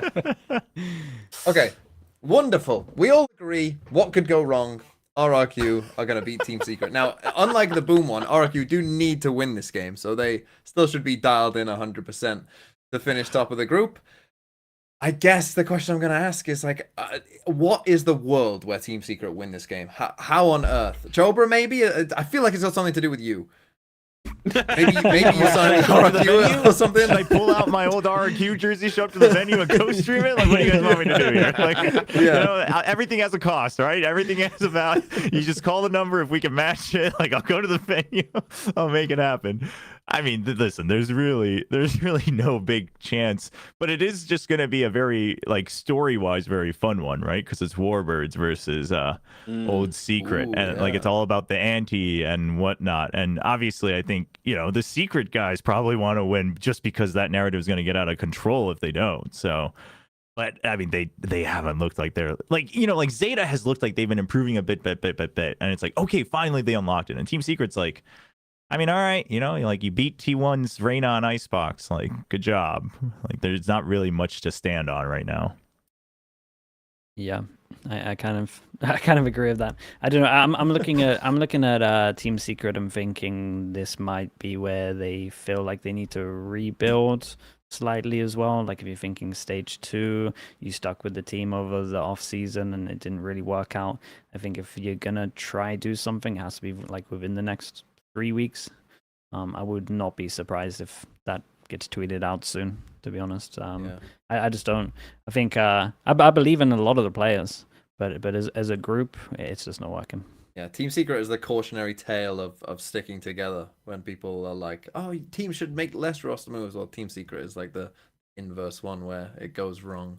But normally they do a lot better than this. Yeah, I know. Yeah, well, they have Secret huge didn't. like problems where they just haven't changed. I mean, I was talking to Dubstep last week, and he was just talking about how they're the same team as they were when he was playing with them, and so, like, it's frustrating because you're not seeing any adaptations with this new roster. I'm all about keeping rosters together. I generally kind of like that idea, even though with some teams it's not going so great this year. But I kind of, as long as you have the adaptation, like, you have the trust in each other to kind of develop new things, try new agents, try new strategies, try to deepen the map pool. I mean, they're having so many fundamental problems. I mean, you can't have an operator because Jeremy can't op, so you have to have Wild Oreo go on Chambers. You can have an opper. And to make matters worse here with Team Secret, like, historically, they don't even beat RRQ like when they were good, like when Team Secret was in their better form. Like, they were losing to RRQ last year, and this is a much better RRQ than last year, in my opinion. Like, they look scary as fuck right now. So yeah, it's hard to not pick RRQ here. Yeah, this is a sad. Are you going to show Envy being Envy. second rated in Pacific? I mean, no, yeah. it's tough. Oh yeah, Envy's still that's Envy. tough. I mean, he's an Yeah, insane player. He's still so good. He's the one we all talked about at the beginning of this year, right? With the player that nobody knows about from Pacific that is amazing. It's Envy. Yeah, All very he's sad, always though, isn't he's always been there. It is very concerning just because it's also like 2G is still calling, right? Like, they swapped IGLs, but like, Yeah. I've mentioned this too, where it's like, okay, you still look like the same Team Secret from 2-3 years ago. And like, the first week I can excuse it, like, you're learning from Jesse Vash, yeah, that's great, but it's like you change your IGL and you still don't change. There's a fundamental something it has to change fundamentally. It's not necessarily anyone's fault. So I think that you just have to wait until stage 2 for that. Yeah. And on that depressing note, let's finish up Pacific. Thank you, Paper Thin. We're going to bring in Mimi and we're going to talk EMEA. So that's Pacific. Are we taking a break, Kurt? Is that what we're doing? Yeah, let's take a 3-minute break real quick. Okay, we'll take a break. Thank you, Paper Thin. Bye-bye. Thank you. Bye bye. Thank you. Bye. All right, let's find Mimi. Where'd she go?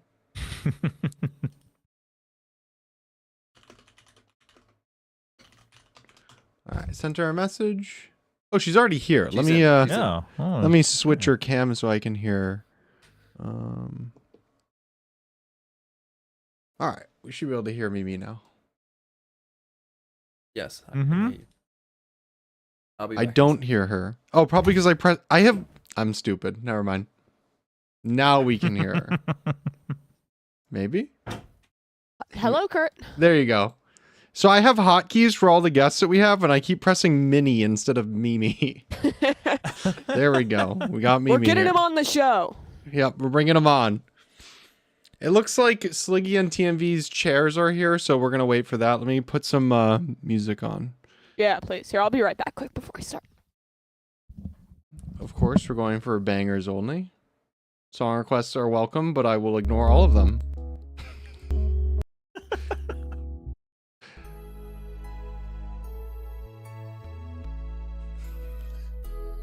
This is my favorite workout song. Yep. Did Kevin McLeod. He makes his music free for the world.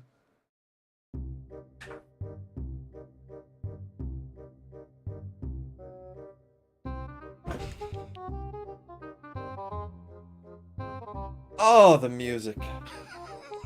It's so good. Oh, yes. This is what I imagine the soundtrack of Sliggy like going to get a cookie or something. He's being a little naughty getting a cookie. Oh, TMV just got up. He's getting a cookie. Oh, he just shut his door.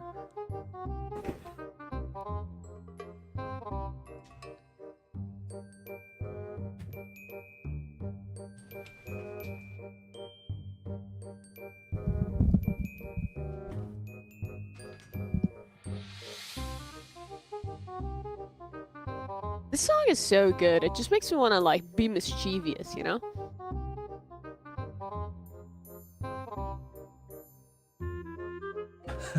It does feel like you're sneaking around, doesn't it? Yeah. Yeah. Name of the song is Scheming Weasel. Dude, that's Ooh, me, there for you real. go.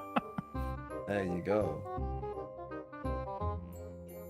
Someone just become a member? Did I just see the number go up? Wow. Yeah.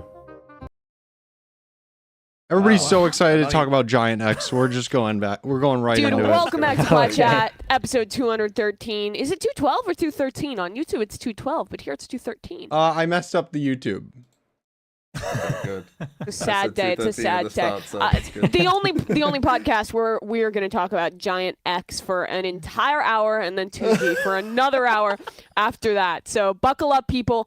We're doing EMEA now. Let's hop right into it and talk about a big piece of news in EMEA.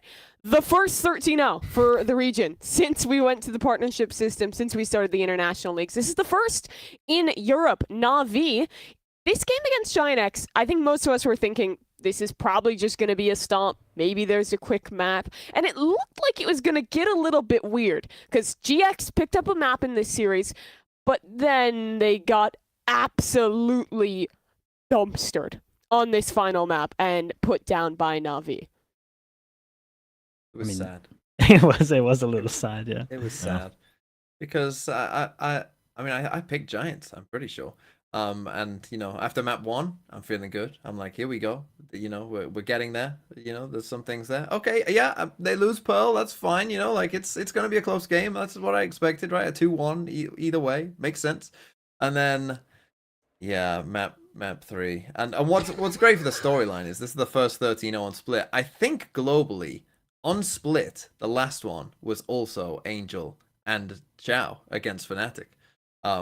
In 2022. So they've had the last two 13-0s on Split, and it was defense side both times. And Angel, I mean, it would have been more impressive this one if Angel was also playing Jet. That would have been a real throwback. We got to bring that back. Maybe NAVI yeah. will win EMEA if But they bring that back. Yeah. This was sad for Giants. And it's one of those things where, like, if you just lose the game normally, like, okay, it's not great, but, like, you know, maybe, like, you just think, like, you lose 13-0, you're already, like, a team that's already, like, losing a couple games. Right, you're already in the process of losing quite a few games, and so then losing like a 13-0, the vibes must be in the bin. Oh yeah, for sure. Oh, Because yeah. it looked like the vibes weren't great beforehand as well. I would Yeah. say, and then This is like this just a is knife this is plunged into the stomach. no, it's an absolute shocker. But dude, the split was so annoying because it's like so Navi were doing a thing where they were doing like double layer smokes over towards middle, whereas like deep smoke on the Yeah. one-way box like either side, and then they would have that smoke perma at mid once they had beaten that. But it's not like it's a Viper smoke. It's a Astra or a Or Omen, smoke, yeah. and you have the best tools to get over towards middle. You have a Teo and a Breach, and I just don't understand how they could never force, or why they tried to never force over towards middle. It was more just like check middle. It's like, yep, Check smoke, middle, go away, lose. smoke here, can't go. And it's like, what? You guys literally have the best comp, I would say, for taking middle. Maybe you would put the Raze instead of the Yoru, but you have one of the best comps. How are we not taking middle? How are we scared of a hollow smoke? You have a drone. You have a drone, Teos, smoke, stun, and a TP and a flash. You got to take middle. Like, you got to take middle, surely. No, can do walk it. Back A. Yeah. No, I think we which should is- hit A. It's kind of shocking because I feel like enough teams now have learned that you can just ignore smokes like on split if you have the util, right? Like that's why some teams are struggling on defense these days, is because like they put up the smoke and they're like, oh, we'll just hold this, and it's like they just get pushed out, or people like just pop flash out of the smoke and you lose control of mid, and then suddenly everything goes down the drain. So that was very, very unfortunate. But also like Hero popped off. Oh, for So, sure. Yeah, I mean that's part of it as That was a well. thing. Yeah. They got no fast kills on this map. I mean, that's impressive, honestly. Dude, like, I'm it not gonna genuinely is lie. impressive to do that. This game felt like I was like looking back and returning into time, and I'm watching like 2020 Valorant, where it was impossible to win an attack round on split. Like it's been a long time since you've seen a split game that is this dominant, that is this one-sided.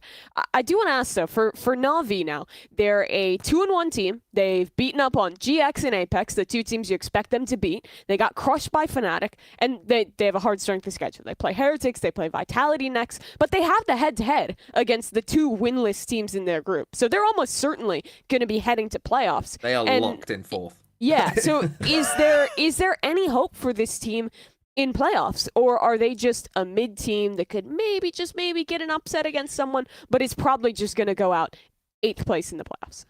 I think I agree that they can get upset because they play weird comps, and so most people when they're playing practice probably won't be playing against their comps. So it's not like something that you can easily find practice for. So I think that will catch some teams off.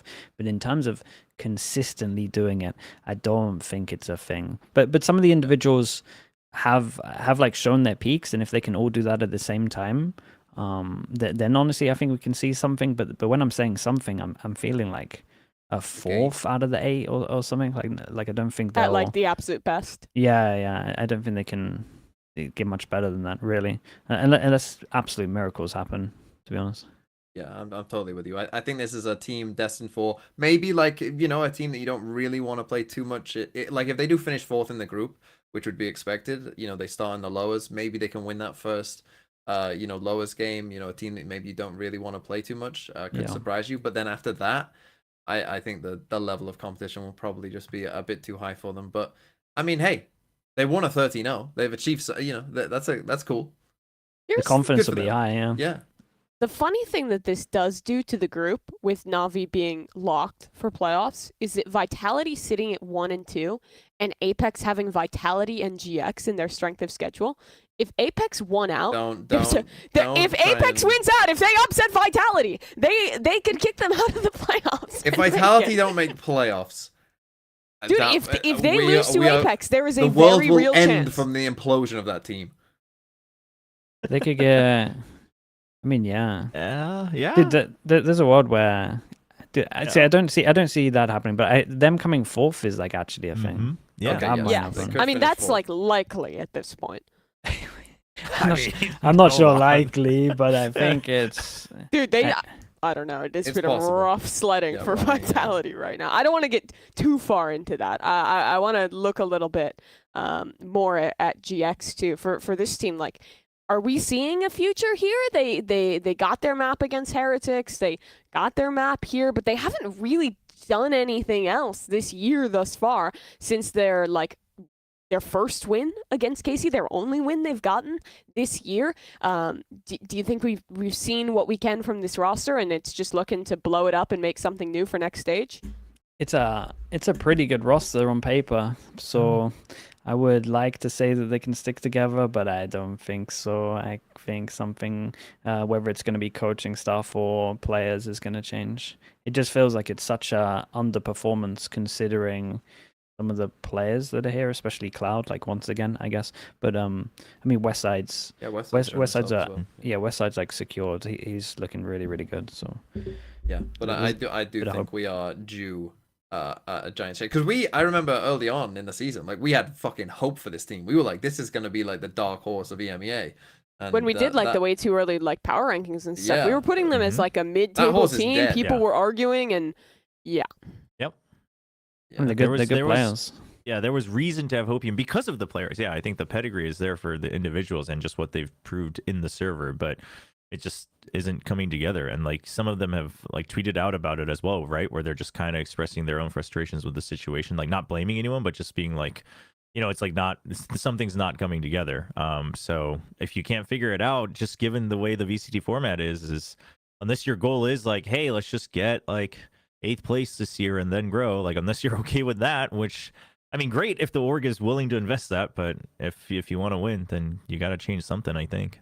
Yeah, well, they still have one more game to play this stage before they start to have to make those decisions ahead of stage 2. Let's turn attention to Group Omega in EMEA, because there was a game that I think some people maybe would have predicted Team Liquid to win this, but I don't think anyone would have really thought it would go down this way. TL shellackfoot 13-1 on Lotus, and then win out on Split to close a very quick series, 2-0 here against them.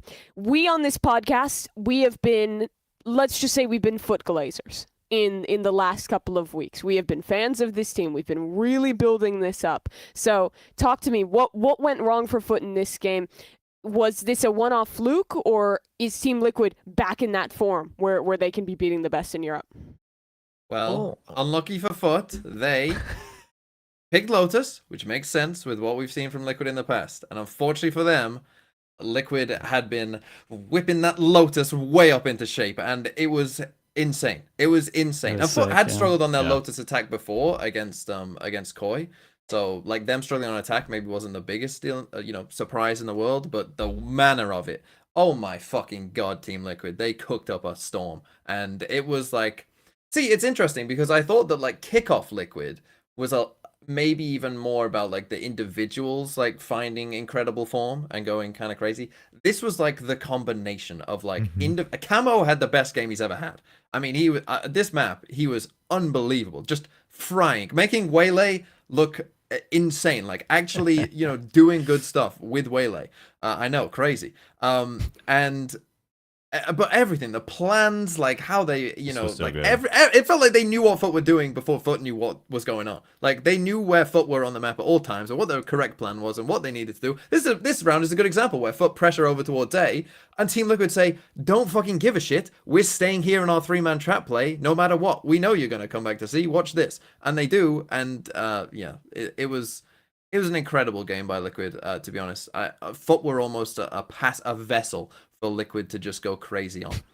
I think it's just it's just the combination of like the Waylay and the Deadlock understanding, right? They used it so well on defense, and it just goes to show the power of Waylay probably is starting to lean very heavy on the defense, like just the way that you can really buy time and then still take some risks for that early zone control, early info, and then the Deadlock has passive control. Their delay, and like you said, one of the reasons I think even in this round where they're able to just like hold that is like, okay, hey, we still have the sonic sensors on A, like we're good, like we don't actually need to commit to this, and if they do, like they're gonna be slowed and I can chill and I can back out. It seemed like everyone understood their job and the comp really, really well, which very impressive for them to turn around on a pretty big shift on the way their comp change and how it works. Yeah, that round was really cool too. I think they had a lot of nice plans of how to actually. I think Waylay's an agent, which we've said this about agents in the past. Like when everyone was like, "Yours is gonna be good," but no one's figured it out yet. You have to have like some kind of set ideas around how to use her, how you want to use her ult, or else she just ends up looking like a really silly agent. But they were on point with this. But the place this puts us in now is with Team Liquid having a real chance to lock up the top place in Omega. They have 2 games remaining. One is against Gloy, which you gotta expect them to win that. And then they close out the regular season in a game against KC, which will basically be a head-to-head to lock up the #1 seed in Omega, the bye to get one step closer to Toronto. And it's looking like from a Team Liquid that got pretty underrated, I think, at the beginning of this stage, after getting upset by mates, they're now like back in a pole position here in this group. Yeah, I think they just do so much good in the week of prep. Like this was one of those maps when you look at the Lotus compared to like the C9 Ascent, that it had so much good thought behind it that first time they use it, they're going to beat whoever they play. And it just so happened that it was Foot. Like every single time Liquid have a week, you look at their pistols, look at their eco, look at their bonus, look at the first 5 rounds. It's all really, really set, like new strats, new things that are going to work to just catch them off. And then obviously you've come in focusing on the other team and you kind of know how they like to play. And then it's completely different within the first 5 rounds. And it just shakes everything up. But there's so much good thought behind it, especially this deadlock on defense with like even just the walls. It looked like Foot didn't really know how to play against it as well. Sometimes they kind of like needed to break the walls and they were just mixing it up all the time. It's probably like the best map we've seen from Zero in terms of just being a thinker instead of a shooter. Like he was picking up a lot of his trips and putting them around the map as well. So kind of looked at that and you're like, oh damn, you have a really good like sense of what's going on here. So I just put a lot of this down to the coaching staff. I think the coaching staff's doing absolute work over here, and I'm every week I get excited to watch this team, man. I'm not just saying it because they pay me, because I've never said that in the past. At the signs in the background as he says that. yeah. But like I haven't said this in the past, but like I genuinely look forward to this team because I know that they're gonna have like really good thought to at least like the first beginning of the game to really give like Nats and the team the best chance to have a good start. That they're like the thinking team at the moment. It's awesome, and Camo's a beast at the moment as well. Sluggy, I believe you, but just the image of you, the shirt with the Liquid logo, the 2 Liquid logos but in the you gotta include my past. It's hard to sell. Guys, I'm not biased. I seriously promise. I just love watching Team Liquid so much. And while we're on that topic, I love buying the Liquid plushie. It just makes me think of my favorite team. Okay. Liquid obviously had an outstanding performance, and the way you guys have framed it thus far is just that Foot was an honest bystander. They were the old lady that got robbed by the new composition. But Foot is still a team that we had very high expectations for, that I think most people expected to win out the group. Is this a loss to just brush off to Liquid in peak form, or are there deeper things we need to worry about? No, I think this loss is a reminder on, I mean, it's a small sample size, obviously, but I think it's a reminder of why Foot was always good, but not like the greatest, right? Of like, okay, you have some good ideas, you have some good teamwork, but the moment they're caught off guard, the moment their positions are read, the moment the opponent's shooting back, like when all of those things come together, they kind of freeze up and they're like, okay, so how do we adapt to this? Like it does seem like when something entirely new, not just like round to round adjustment, because that's generally pretty good from Foot, but I think like an entire comp change where they start, you know, like they're kind of disrespecting your util or whatever. And that always kind of bites them right near the end where they should be able to get over the finish line. And I think this is a reminder of, hey, if you can play weird comps if you want, right? You can play your comfort, you know, agents if you want, but you need to have a deeper playbook and understanding of how those agents are good in other scenarios rather than just the scenarios that you planned out. Yeah, this felt more like a reminder of like, yeah, for all that team that aren't like quite get over that hurdle of like, because like if this was like a Team Liquid playing, you know, with an insane strategy, you know, playing it really well, and it's like this is what happens to Foot when they play like the very top teams who are playing well, like in internationals. We've seen this before, right? Where they just don't feel like they're quite there, and that's what that game kind of felt like to me. But to me, this was just more about Liquid. This was just more about Liquid being like playing and like incredible again, and just like just and really like reinvigorating like. Okay, like if you play, I mean, you might not even need to play this well, right? I mean, you just destroyed Foot, a team that should be competing for Toronto. But if you just play like even close to this, that you should be going to Masters again, and you know being one of the strongest teams in EMEA. Yeah, my footstocks are the same. Like I agree with TMV said. Just I feel like it was just Liquid playing good. They had their splits always been good, and then they just revamped their Lotus and but were unlucky to pick the trap card. That's it. Well, they're 2 games away from shoring up the group for Team Liquid, and will be pretty close to going to Toronto, returning it under British Dominion if that happens. Let's hop over to our next game here, which was a bit of another upset. We went into this one. I think people were looking maybe for some kind of bounce back for Team Vitality. It was another close game, but it's Heretics coming out on top. Both them and Fnatic now lead this group 3-0. And this has been a truly impressive stage thus far for TH, getting another huge win on the board here. Vitality bounce like a basketball with no air in it. They don't. They lose a game and then... Yeah, it did happen in Masters, yeah. Yeah, and we did talk about that last week, but we did also guarantee Vitality, so it was not great on our behalf. But again, in my opinion, this was like a game where, like, we saw. I mean, Minibu obviously in particular, like, had a really good game. Like he really popped off. It was like Woot in the first half of Haven, and then the rest of the way it was like Minibu central. And like Neon on Icebox, something about Neon on Icebox in my mind. I always get reminded. I think it was. Were they Optic or NRG at that time? I can't remember. But Victor playing it on Icebox, and it looked dog. And I just remember thinking, so that just lives in my mind, even though I've seen Minibu play Neon on Icebox before, and it looked really good. But like some of the stuff that he's pulling out is just, it's fucking incredible. And Heretics, you know, we'd been kind of saying like, oh, they look a little bit back. Oh, now they look a little bit more back. And then this like felt like, whoa, hold on, they might be back. No, they felt back here, I feel like, as well. Because, like you said, Woot was incredible on Haven. Like, Woot was really good on Haven. Then you had, Boo had, like, 2 really impactful runs. He had the 1v2 over towards C-Long in the afterplant. I think it was, like, Kicks maybe messed up slightly with the smokes. And then he had that Sheriff round as well, where he got the pick over towards A, and they kind of just snowballed into the side. So I definitely want to, like, talk that I felt like Boo had a good amount of impact. And I just think Team Vitality messed up picking Icebox. I don't really get that, because I felt like if I had looked at the last 2 weeks from Heretics, that was the map that I was at least praising them on their defense of looking like really good. And then they changed up their attack as well. And they changed up a lot of cool stuff on their attack. They had like first of all, they had like a really good game plan against the KO, right? KO was always flashing for Durka to peek in terms of the jet aggro towards A. So that was like good. They always had someone playing anti-flash close, and then as soon as the flash could come out, you would just swing and you would just kill him. So they went for that a couple of times. And then they had these like fast strats. I linked them here. Like these fast strats where they have like a new recon and then Minibu's just sliding at you. They had one over towards A, and then they had one over towards B. You can just cut it here and just show the other one cut as well. And to have like these new strats, which is very similar to like, you know, when Sunset used to have like the KO flash into the slide into peeking. This is like a similar thing where they got like some kind of recon that goes in. They've normally got the salvos, and then you're just like on top of them.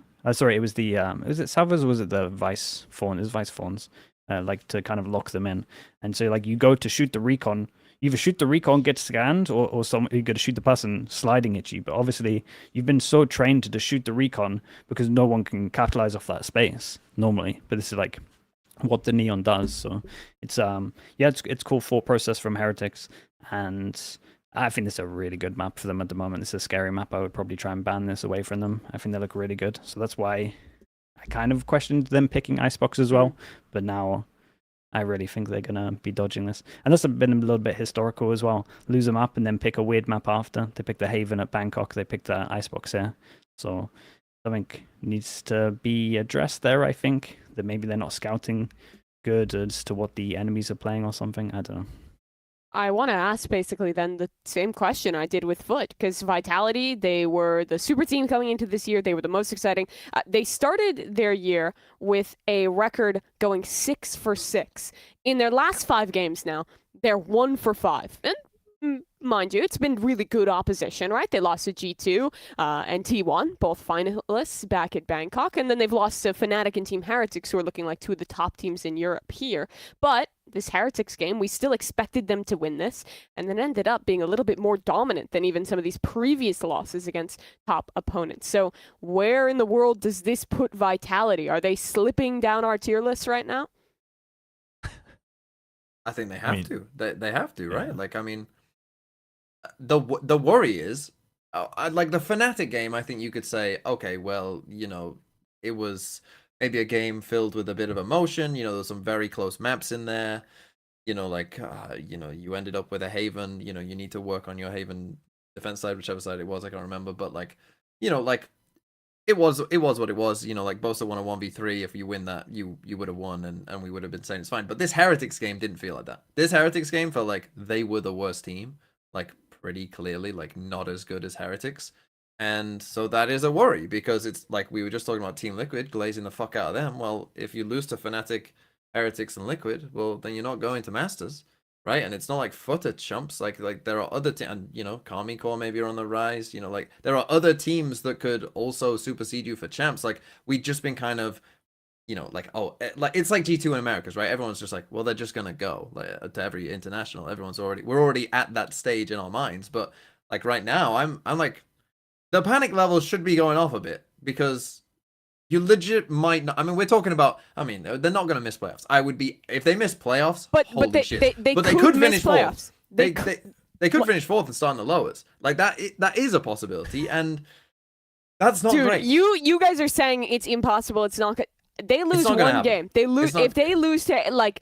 I don't think it's gonna happen. I don't believe it's gonna happen. But we cannot discount that it's fucking possible. And the fact that they are one game away from missing playoffs is diabolical, considering the like where this team was like a month ago in terms of their standings. And I'm not saying they will. I think they will make playoffs, but it is still like it is a big fall off and a really shit position to be in now for Vit.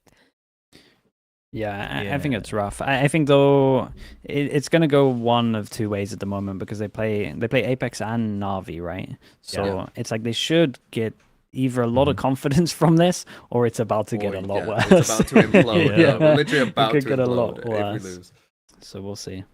Yeah. Go ahead. Yeah, Chopper. I just feel terrible because every time they don't look that good, I keep thinking back to the pre-event press conference at Bangkok, where I jokingly asked Stacks how it feels to look at a real super team when he was sitting next to Vitality.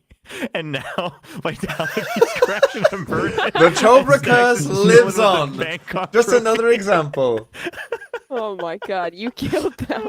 I really did. Oh, I have too much power. Oh gosh. Is Durka in a slump right now? I feel like he has been struggling these last couple games, and that's pretty rare for this guy. I think you can call it a slump, but I think when I look at least when he used to play on when he used to play on Fnatic, there'd be like a lot of thought to set him up, and especially when you're looking at attack. I feel like a lot of times he goes in and there is literally the whole thing is you're making space, and that's it. Like you're in a position to maybe get one, but you're going to get traded. Whereas in a lot of times with Fnatic, I felt it was like this feels very safe for you to enter, and now you can play your own card and you have options to get like multiple.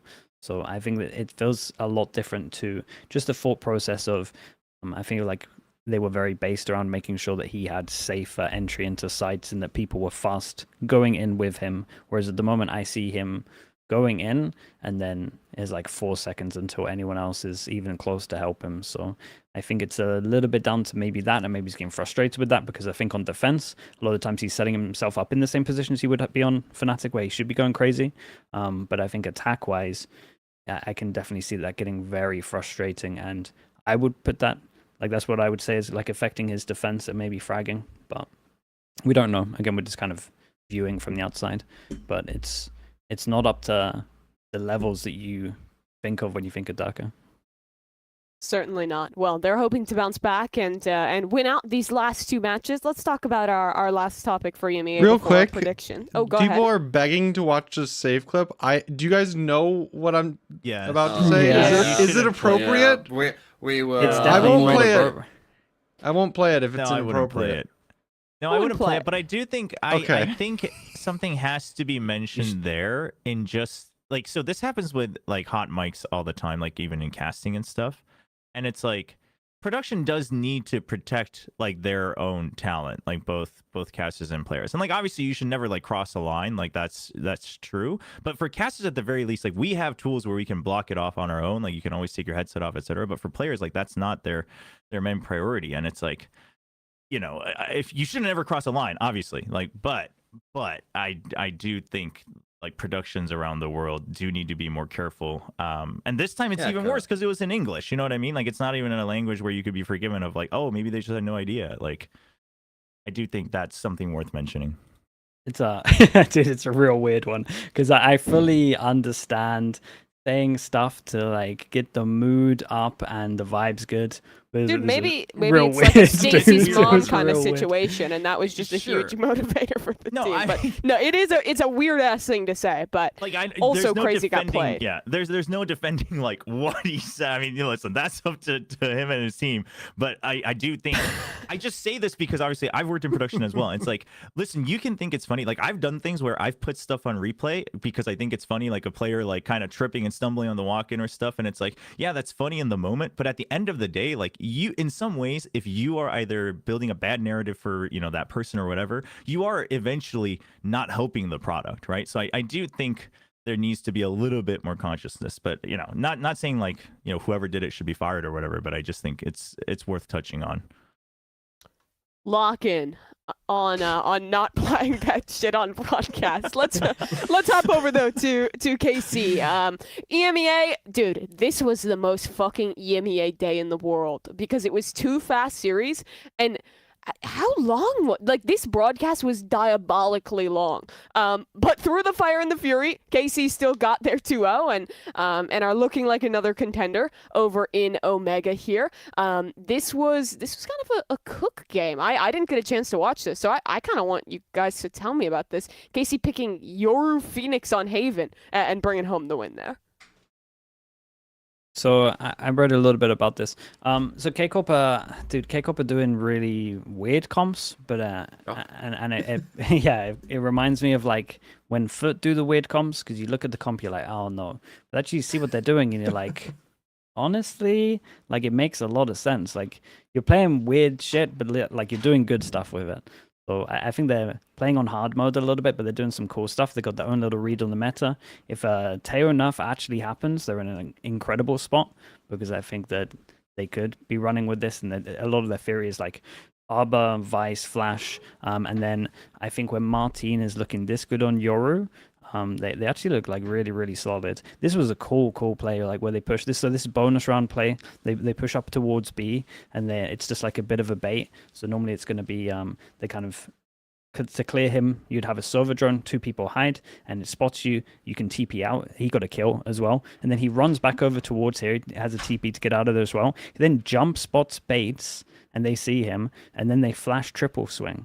Like these kind of things are really, really cool. It's like when I was referring to Liquid earlier, where they have like set things for like their first, second, third, fourth, fifth round. This is similar when I'm watching K-Corp at the moment. On these picks of maps which are theirs, they're insanely drilled. Like they have a lot of set stuff, whether it's ults, whether it's like really early on.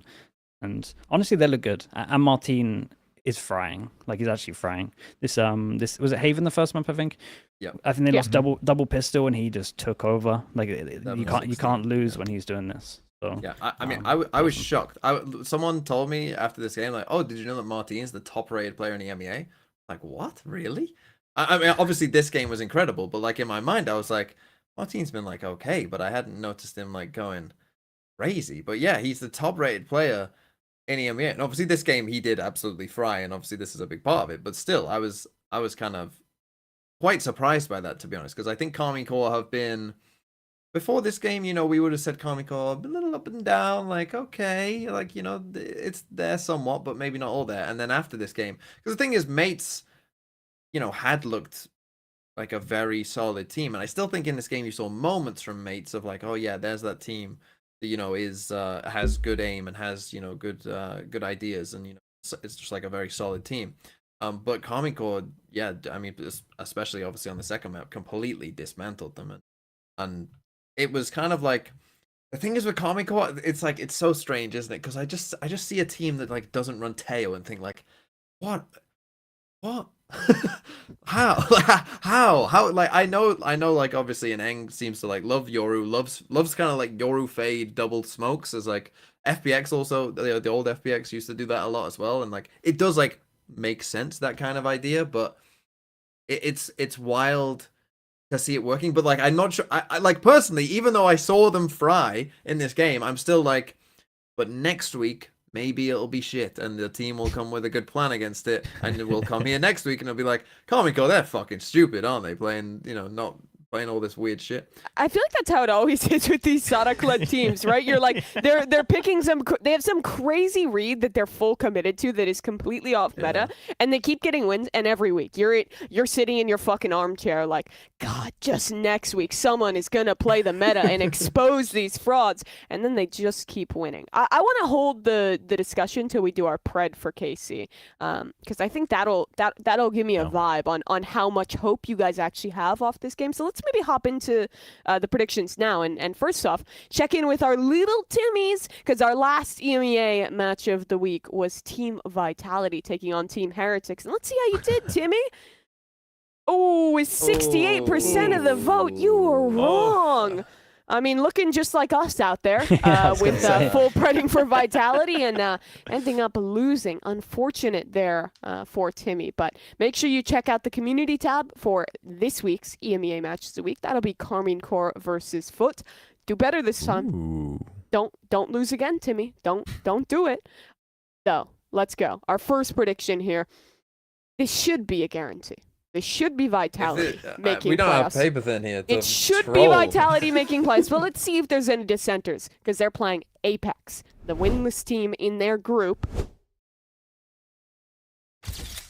And it's a guarantee. No one going off the rails. And I'm not gonna lie, I considered it. I thought for a good while about it, because Vitality's in a bit of a slump. I mean, Apex has been looking a bit better, and it is the funniest outcome. So it is very possible. I mean, that's true. Yeah. I think just on an individual level, in my head, I'm just like, it can't happen. Yeah, That's where I'm at. Like, I did have to second think it. Like I did for sure, because again, I think that Apex have like a couple of maps that they're pretty good on, and honestly, they probably will win a map. But when I look at the individuals, I'm just like, surely not. Surely Vitality are gonna be fine. Sorry, can you pull up the 9 stages of grief, Kurt, really quick? Which one are we in right now? 5, isn't it? You've added 4 stages. Yeah. What, just for Vitality? You've added 4 whole It's stages. Yeah, 4 it's 4 extra more. ones, but Repeat it I'm pretty again, sure yeah. the first one is denial. Dirk is not frying. And I think that's where we are right now, ahead of this upset. Sorry, continue. There is 9. What? There's 9? What? There's 9. I'm getting gaslit. We're There's in definitely- shock/denial. This can't be happening. Next week's When Plat did they Chat add disorder? I just can't. Disorder. When did they add that? I don't remember half of these. Yeah, I don't remember that. Yeah. Dude, But- they're adding more grief every day. Who the hell is Second Wind? Anyway, Go ahead, Slicky. Wow. if they do lose this, it's imploding. It's imploding. Yeah. Yeah. So let's hope it happens. For God's sake. All right, well, we have a nice screenshot banked for the grief counseling next week. Let's hop over to another game that I think should be a guarantee. Team Liquid, they're going to be playing up against Movistar Koi. Oh. And it's another snap of the camera. Team Liquid winning this out. We spent a long time glazing them. Koi has not been looking hot. Anything to say on this match, guys? Nope. I hope that Koi put up a bit of a better fight. It looks rough over there. Like, it looks really rough. There was like a flyer tweet where he was just kind of talking about how rough it is. And Yeah, it's been 3 months since they've won a map as a team. Just especially for him as well. It's like moving over to Yeah. another country to try and prove it as well. It's like the least ideal thing possible. But dude, Liquid just looked too good for this one, so I can't really see it going any other way. Yeah, this tweet is rough. He's saying, Yeah. never have I been at such a low point in my life. All I've wanted to do from day one since joining Koi was to have success and win, not only for myself and my team. I'm not going to read it all the way through, but he's just talking about the disappointing results, how he's kind of disappointed, apologizing to the fans, all this stuff, and just wanting to be better. And yeah, that feels bad. He's a pretty young guy, moved across the ocean all the way to Berlin to take this. Oh my. Yeah, Is that that's rough. He's pushing the boulder up. That is a tough Mhm. a tough profile picture to put on for him. You're What is just the in boulder's shock. guy name? I forgot the boulder guy's name. I'm having a really Sisyphus. stupid moment. Sisyphus, Sisyphus, thank you. yeah. I don't know why I forgot that, but yeah, for the audio listeners, he has a PFP of like a scraggly drawn Sisyphus pushing the boulder up the hill. But yeah, hope the best for them. Unfortunately, I think Team Liquid's gonna crush them in this game.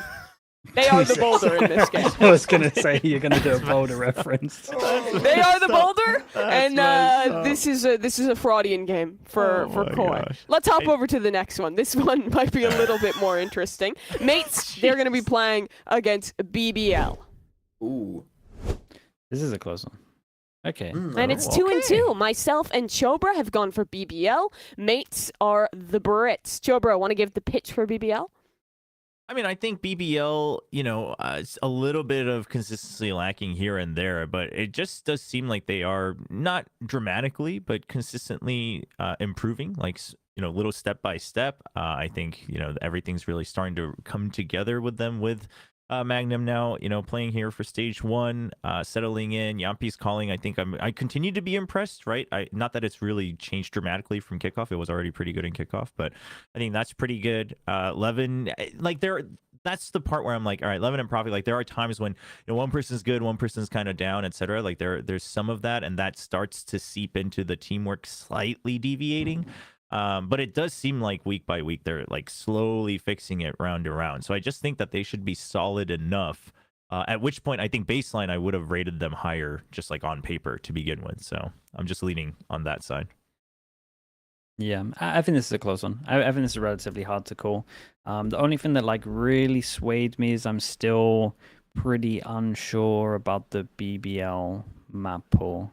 I feel like no matter what, they're gonna be losing a map here. I can see a world where Icebox is fast picked for Gentlemates, and then they're 1-0 up. So that's basically where I'm at. I just kind of looked at that thinking that should be a sure shot for Mates, really. But again, I think like if we actually just look at gameplay, this should be very, very close. Yeah.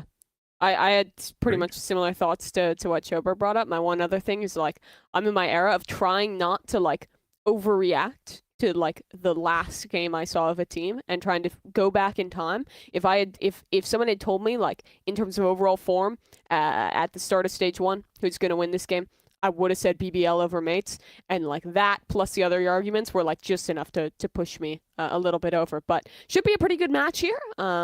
I'm trying to remember what the implications will be. It's over in Group Omega, so this one is going to be pretty big for Mates. They still have some glimmer of a chance, technically, to make playoffs. If they were to beat BBL, beat Koi, they could still kind of sneak on in there. So this is a pretty big game for the Mates. So looking forward to watching that one. Let's talk about one that should be back into guarantee territory, though. GX, they're going to be facing off against a undefeated Fnatic, and smile for the camera. Oh boy.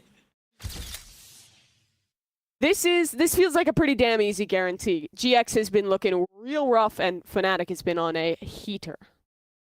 Yeah, there's not too much to say. Yeah. There's like I'm trying to think of like something where EG got 30 node in, was it 2023, and then Yeah, so Giants are going to win back. champs? Is that what you're saying? I'm not saying Yeah. that. I'm saying they might be able to win a map here. Can they maybe, because of that. mathematically even make playoffs in this group anymore? I don't think I don't so. think they can. 0-3. No, I don't think so. There's 3. What if they Well, they beat could. Apex? If they beat Fnatic and Apex and then have some Yeah, they weird would- round differential, there's technically still a chance because you can Yeah, make it on Vitality 2-3. mess up maybe.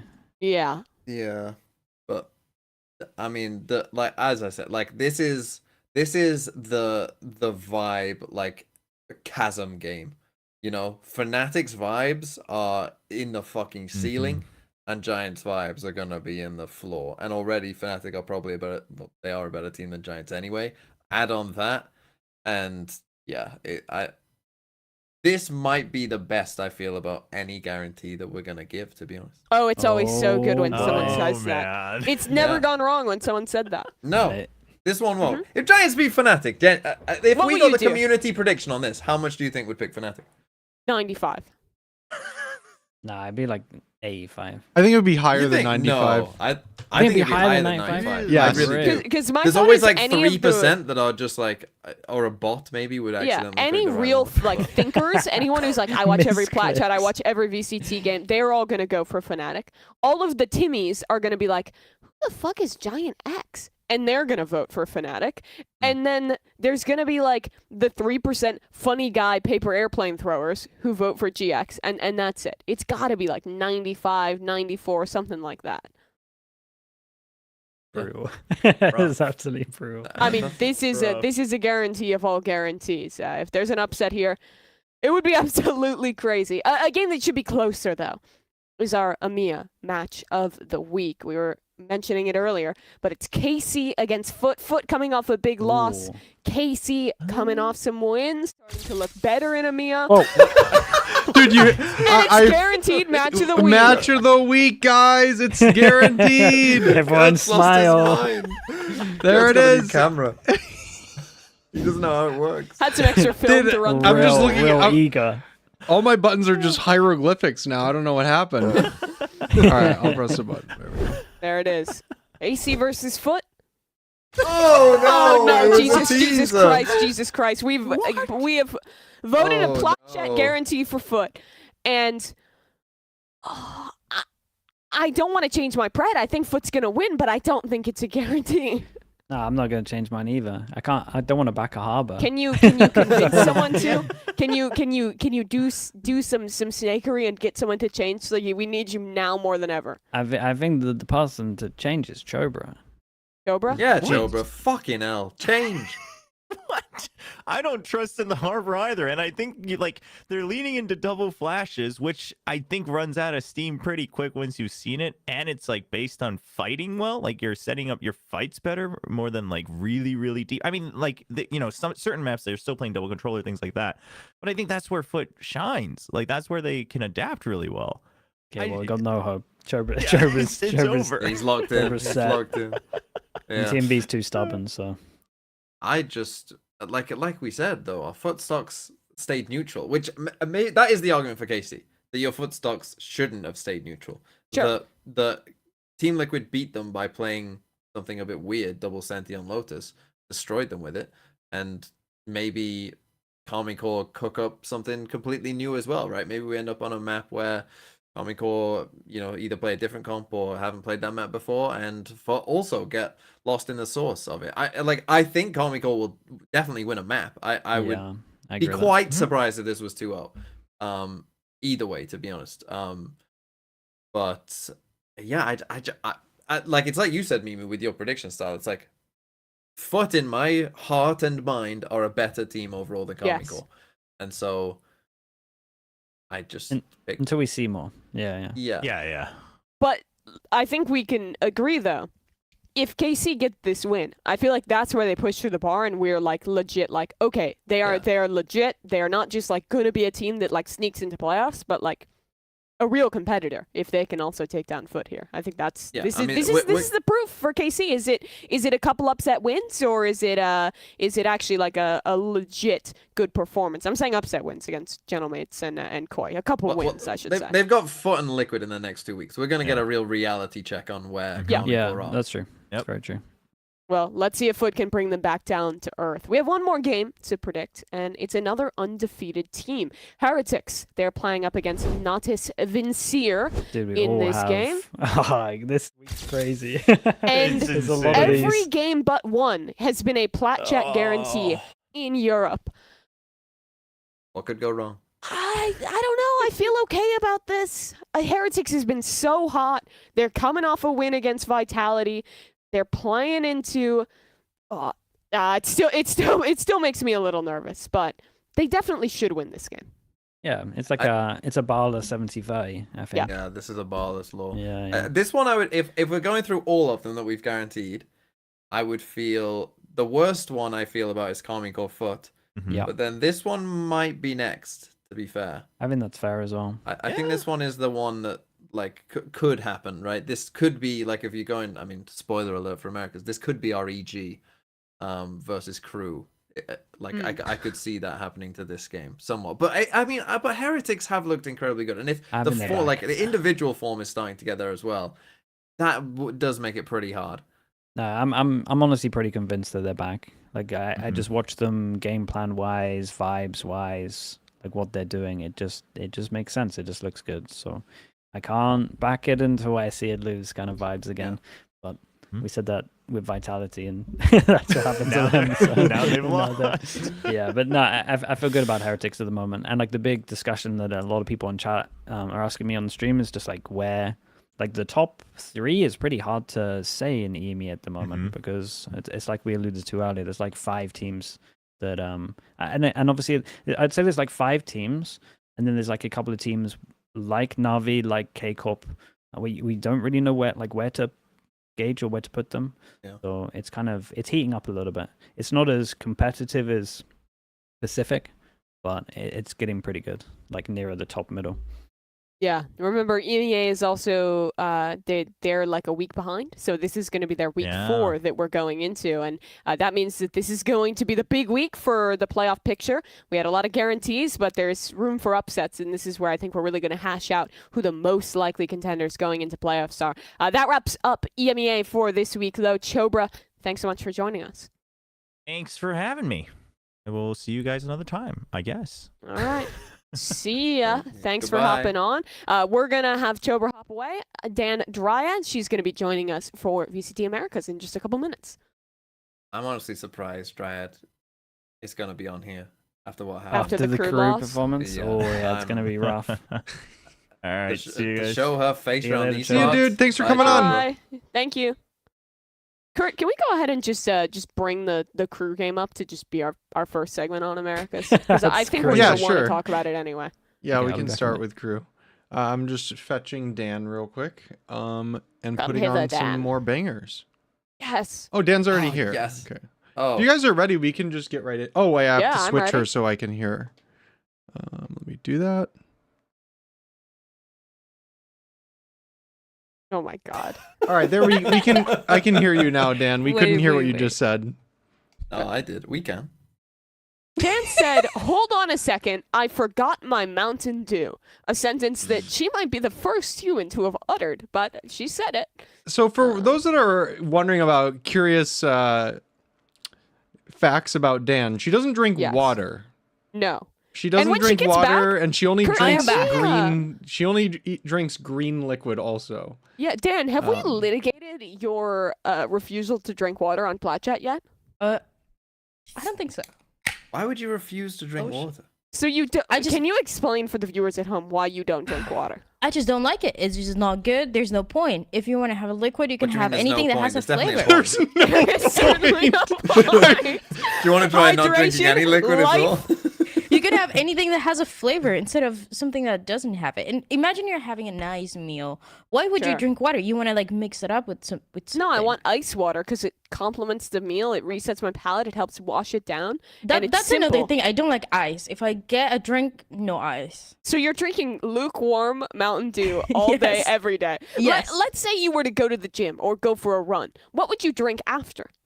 Well, I don't do any of those, so Sounds like a really Hypothetically, though, if healthy you were lifestyle to- that we're living here. maybe one of those like you put in the water and it has a little flavor. Maybe that. The like I don't know what it's called. I know Whatever you're it talking. is. The little flavor pods. Yes, maybe, but they're also bad. Maybe I You just like? drink some Do you Mountain Dew. like the way just flavored water tastes? Like, No. I To be don't. fair, I'm with I her on that don't. one. I don't like flavored water either, but Do you I do like- drink. I only drink water pretty much. sparkling water? Say like Oh a, no, like that's a even LaCroix? worse. Oh That's no, even worse. No, Yeah. sparkling water is gross. No, People sparkling Yeah, like water sparkling is water great. is like straight up fucked up. Like, No, what are you that's one doing? of the It's that's one of bad. the few great things Germany has done is have sparkling water available everywhere. No. Like, No, this is Holy terrible. shit, Flavored it's so sparkling goated. water is okay. Unflavored sparkling water is No. like unflavored Like you've sparkling just water taken is something fucking so divine. basic, simple, and nice, and just decided, And what if I added a fucking little made it texture shit? to it, a little joy No, to yeah, it. and decided let's make it shit. Sliggy, do you drink water? Hello. Water, yeah, loads. Yeah, me as well. Oh wow. What about Waterheads. I sparkling have water? another Thank you. can here. Like, Do you guys I'm ready. not drink water? Dan Well, doesn't. the Dryad doesn't. No, I don't like it. You don't drink? Oh boy. Well, He's like, well, that explains a lot. All right, well, Dan, you didn't have any water to quench yourself after the horrors of this week. Let's get into it, and I think start with the elephant in the room. Because Crew, they did not just lose to EG. They got fucking shellacked by EG in, I think, the worst game I have seen from Crew in quite some time. This one was the shocker of Americas. And Dan, I want to give you the floor for a second. What the hell happened here? I don't understand. I was watching that game thinking, well, I think EG, this could be a game that, it could be close. They have a chance. But realistically, it was a very clear Crew win. And it was completely, it was just really bad. Kesnet had a terrible start. And before that, I was hyping him up so much because he was playing the Euro. Some people were kind of questioning how the Euro has been looking for Kesnet. I think he's been looking pretty good. But he was, 0-6 right at the beginning. Really bad start for everybody. I think Mazina was trying to step it up, like doing a couple things here and there. But it was a lot of individual plays that just did not look like them at all. And it was that frustration. I saw this, guys.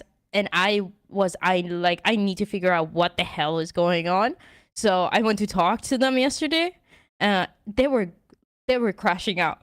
They were like, we don't know what just happened. Like everything was going wrong. It was a bad day. They say that they had this funny little warm up that they do every single day before the matches. They didn't do that.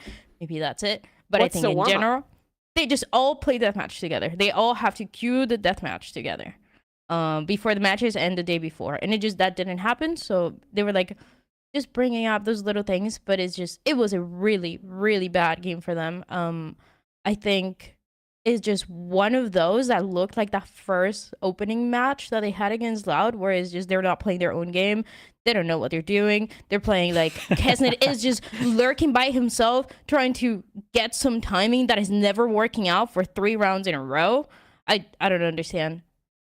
It dude, the thing that was the craziest about all of this was just like the Angels. EG They- were insane. They couldn't Dude, win. Superman started Angels. 14-0. That's what I mean. That's fucking insane. Yeah. Every single Angel I was watching it, I'm just like, dude, Crew lose every single Angel. It reminded me of you guys seen Space Jam? You know when the little aliens come down and they steal all the basketball players like skill? It felt like that when they're just like holding This the is mouse a and they're like, this is how a does Shio ass analogy. Have you not seen Space Jam? But dude, banger. And It's a great it's basically movie. the aliens steal all their skill, and then like they're on the basketball pitch and then like, the court and they're trying to like throw and they don't know what they're doing. It was like that, where they're just like holding the mouse and they're like, wait, how does this work again? Like trying to aim, bro. They were getting just the amount of angels where I'm just like, how is this guy alive still? Like I have no idea. So yeah, it just looked like a really big off day. EG was shooting like really heavy. Superman was crazy good. Yeah, even back on the jet had like a lot of first kills as well. It just kind of looked like a guy diff. It just like like they were just better. Yeah. It was, Honestly, rough day. it's like if you would have swapped the teams around and like swapped the names, you would have been like, "Yep, this is exactly what I expected." Yeah, Like, literally, angels all the honestly. way. That's so true. like it was so strange. Just like an EG, like I had to like go back and remind myself, like EG have been like pretty bad, like on an individual level as well. They had looked pretty rough, and they just woke up this game, and like so it was honestly insane. And there is like this kind of happened in some of the games last year. Remember, like there was always like hopium for EG throughout last year because they would just like drop like some really nice games every so often. But they and haven't people- had one this year. No, Like, but they hadn't this year, yeah. And then all of a sudden here we are, like just going crazy. It was so bizarre, and yeah, Crew didn't play that well, but yeah, there was a lot of moments of EG doing just stuff have that they haven't done. I just have one thing to say about Crew. It just, if Crew won, Loud and I think 2G still had a chance to make it to playoffs. Yeah. So That's what it was. So I'm gonna say it, like Brazil think that Crew was throwing. Guys, they were crashing out yesterday. I saw it with my own eyes. I was hanging out with them. They were only for 2 hours talking about every single round that they were throwing, and they were doing really bad. Like, they did not mean it to go that way. Like, they're not throwing so loud doesn't make it. They're not doing it. The one thing that you know for sure, players don't want to lose. Players never want to lose. Especially because Players they're playing for wanna first go seed undefeated. anyway. It makes no sense. Yes, if Crew they had, needed to win this game. if they had won this game, they would have literally locked first seed, wouldn't they? Yeah. No, not yet. No, until they have 100. to. It would go down to the differential if the other teams went 4 Yeah, and but 1. now they're big compromised. It doesn't make any sense. Yeah, Well, so they didn't throw. I They just couldn't promise shoot. you, guys, they were not throwing so loud wouldn't make it. That's something that is not part of it. It is really funny that they've just trolled America's Week 5 now, and none of the games in Alpha matter except for the number 1 seed obviously matters to get the bye in playoffs, and the number 4 seed matters to be put in the lower bracket. But besides that, it's just all seeding games. Yeah, Yeah, I it's a can really little bit agree to that. But yeah, no one would do that stuff, especially when champ points mean so much, and it's just not a thing. Yeah, you always want to win as a player. You have an ego. You want to win those matches. You want to win those duels. Okay, bring me back down to earth now. Because EG, they did look great this series, but Superman had the best individual game I've ever seen. Crew looked lost in a way I've never seen. They're playing loud next week. They are probably going to make playoffs, or actually, in fact, they are making playoffs. Is for the audio listeners, Dan Dryad's cat is just geeking out on the camera right now, walking all the way around the chair, going crazy, and it's really hard to focus on talking while that's happening in front of me. But they're making playoffs. Is this a team that can actually do anything in playoffs? They shoot like that, they can, but I don't know if I can trust that because I've got weeks of evidence of them not doing that. That's and true, then yeah. one game of like, all of a sudden they've woken up. So They've been in prison for like 20 years. They've constantly been like beating up the other inmates, talking back to the guards, and they do one good deed, and now they're asking for parole. And I think it's a question of if we should believe them or not. It's a very good time to peak though. Like if now's the time that they're peaking, it can't get much better than this. But yeah, I agree with what Team V said. Like I can't have confidence in this, especially when I literally am just watching the crew players just miss shots. I'm just like, well, I think that EG definitely looked good, probably the best they've looked. But I think this was a big fuck up from crew for sure, like real off day for sure. I think it was also- also smart the way that they played it because they didn't play that Haven that they've been playing for some time. That where week 1 we were like, oh my god, I see Waylay, he's crazy, he's doing so much with the Waylay, and then it was just like, oh, they're getting hard countered by Sentinels. So I like that they didn't play it. They're like, it seems like they're trying to do their small little things. Yeah, don't worry about this. They're trying to do like small little changes. Like obviously, as Ye was saying, they were trying to have him play the operator more, so that's what he was playing the jet. So I think they have the potential with the small changes that they're making into the maps and in the compositions and stuff. Now, do I think that they would get top 3 and qualify to Toronto? No.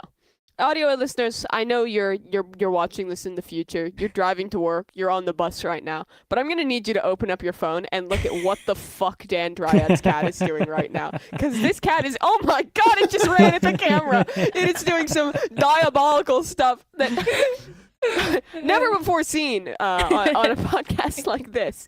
The other thing that I think still keeps my EG is not legit yet narrative alive is I'm blatantly stealing this point from Ender, but they have not proven they can win on defense yet.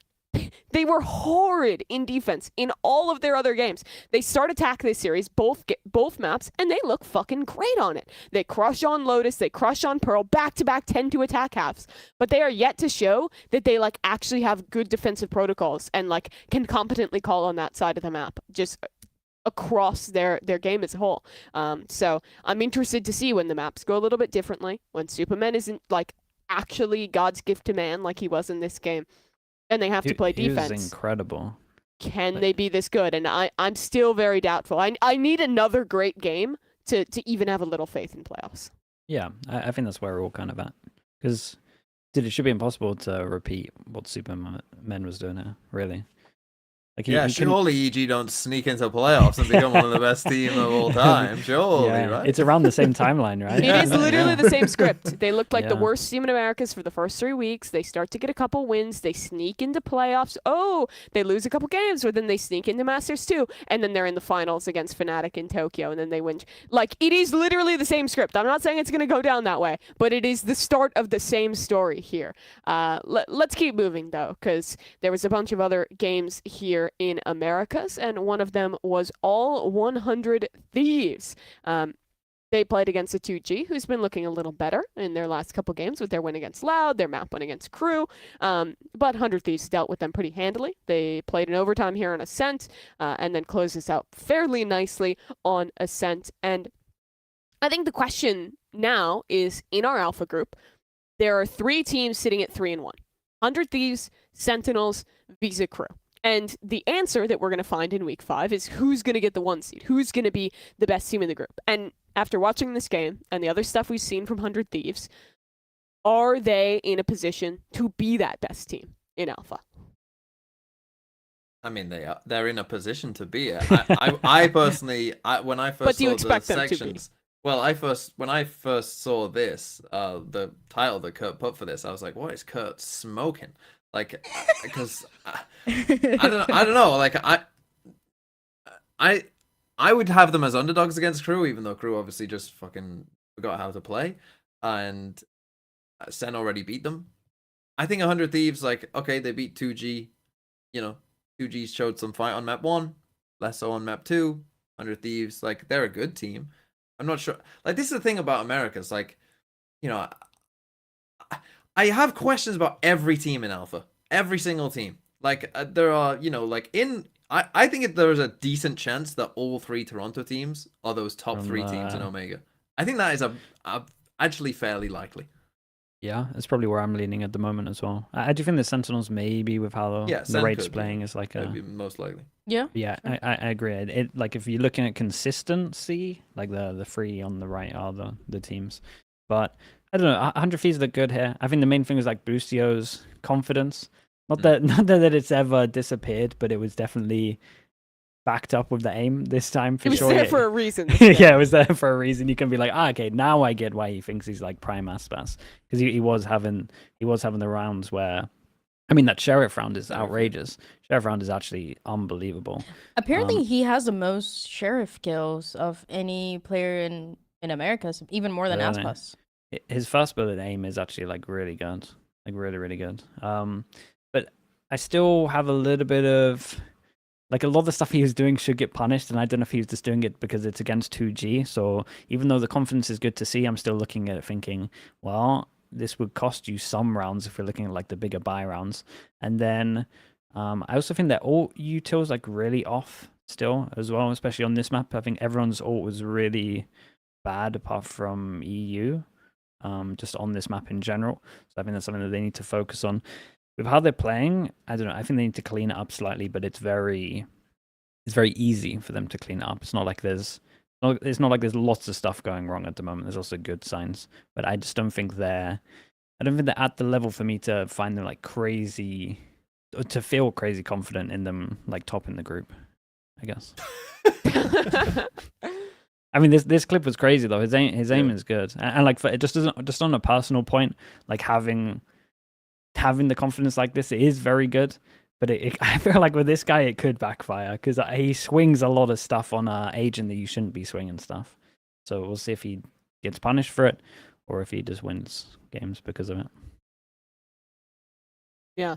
For 100 Thieves now, they have one more game, like you were mentioning, this group. They're playing up against Crew. It is funny because this is kind of a repeat script of what we've seen in the past, right? You look last year, Stage 1, it was a final week game of them playing against Crew. They ended 3-1, and then they obviously, after not being great in the group stage, went on their run to make it to Shanghai and to win the stage. So another little weird look back in history there. But I'm with you guys. 100 Thieves still kind of a question mark. I think this crew game is going to prove a lot, and obviously it's going to be super important for locking up the 1 seed. Kurt, I'm going to change the order up on you again and Troublemaker, because I want to talk about another team that was over in Alpha, and that's Sentinels, who played against Loud here. They're the 3rd contender for that number 1 seed.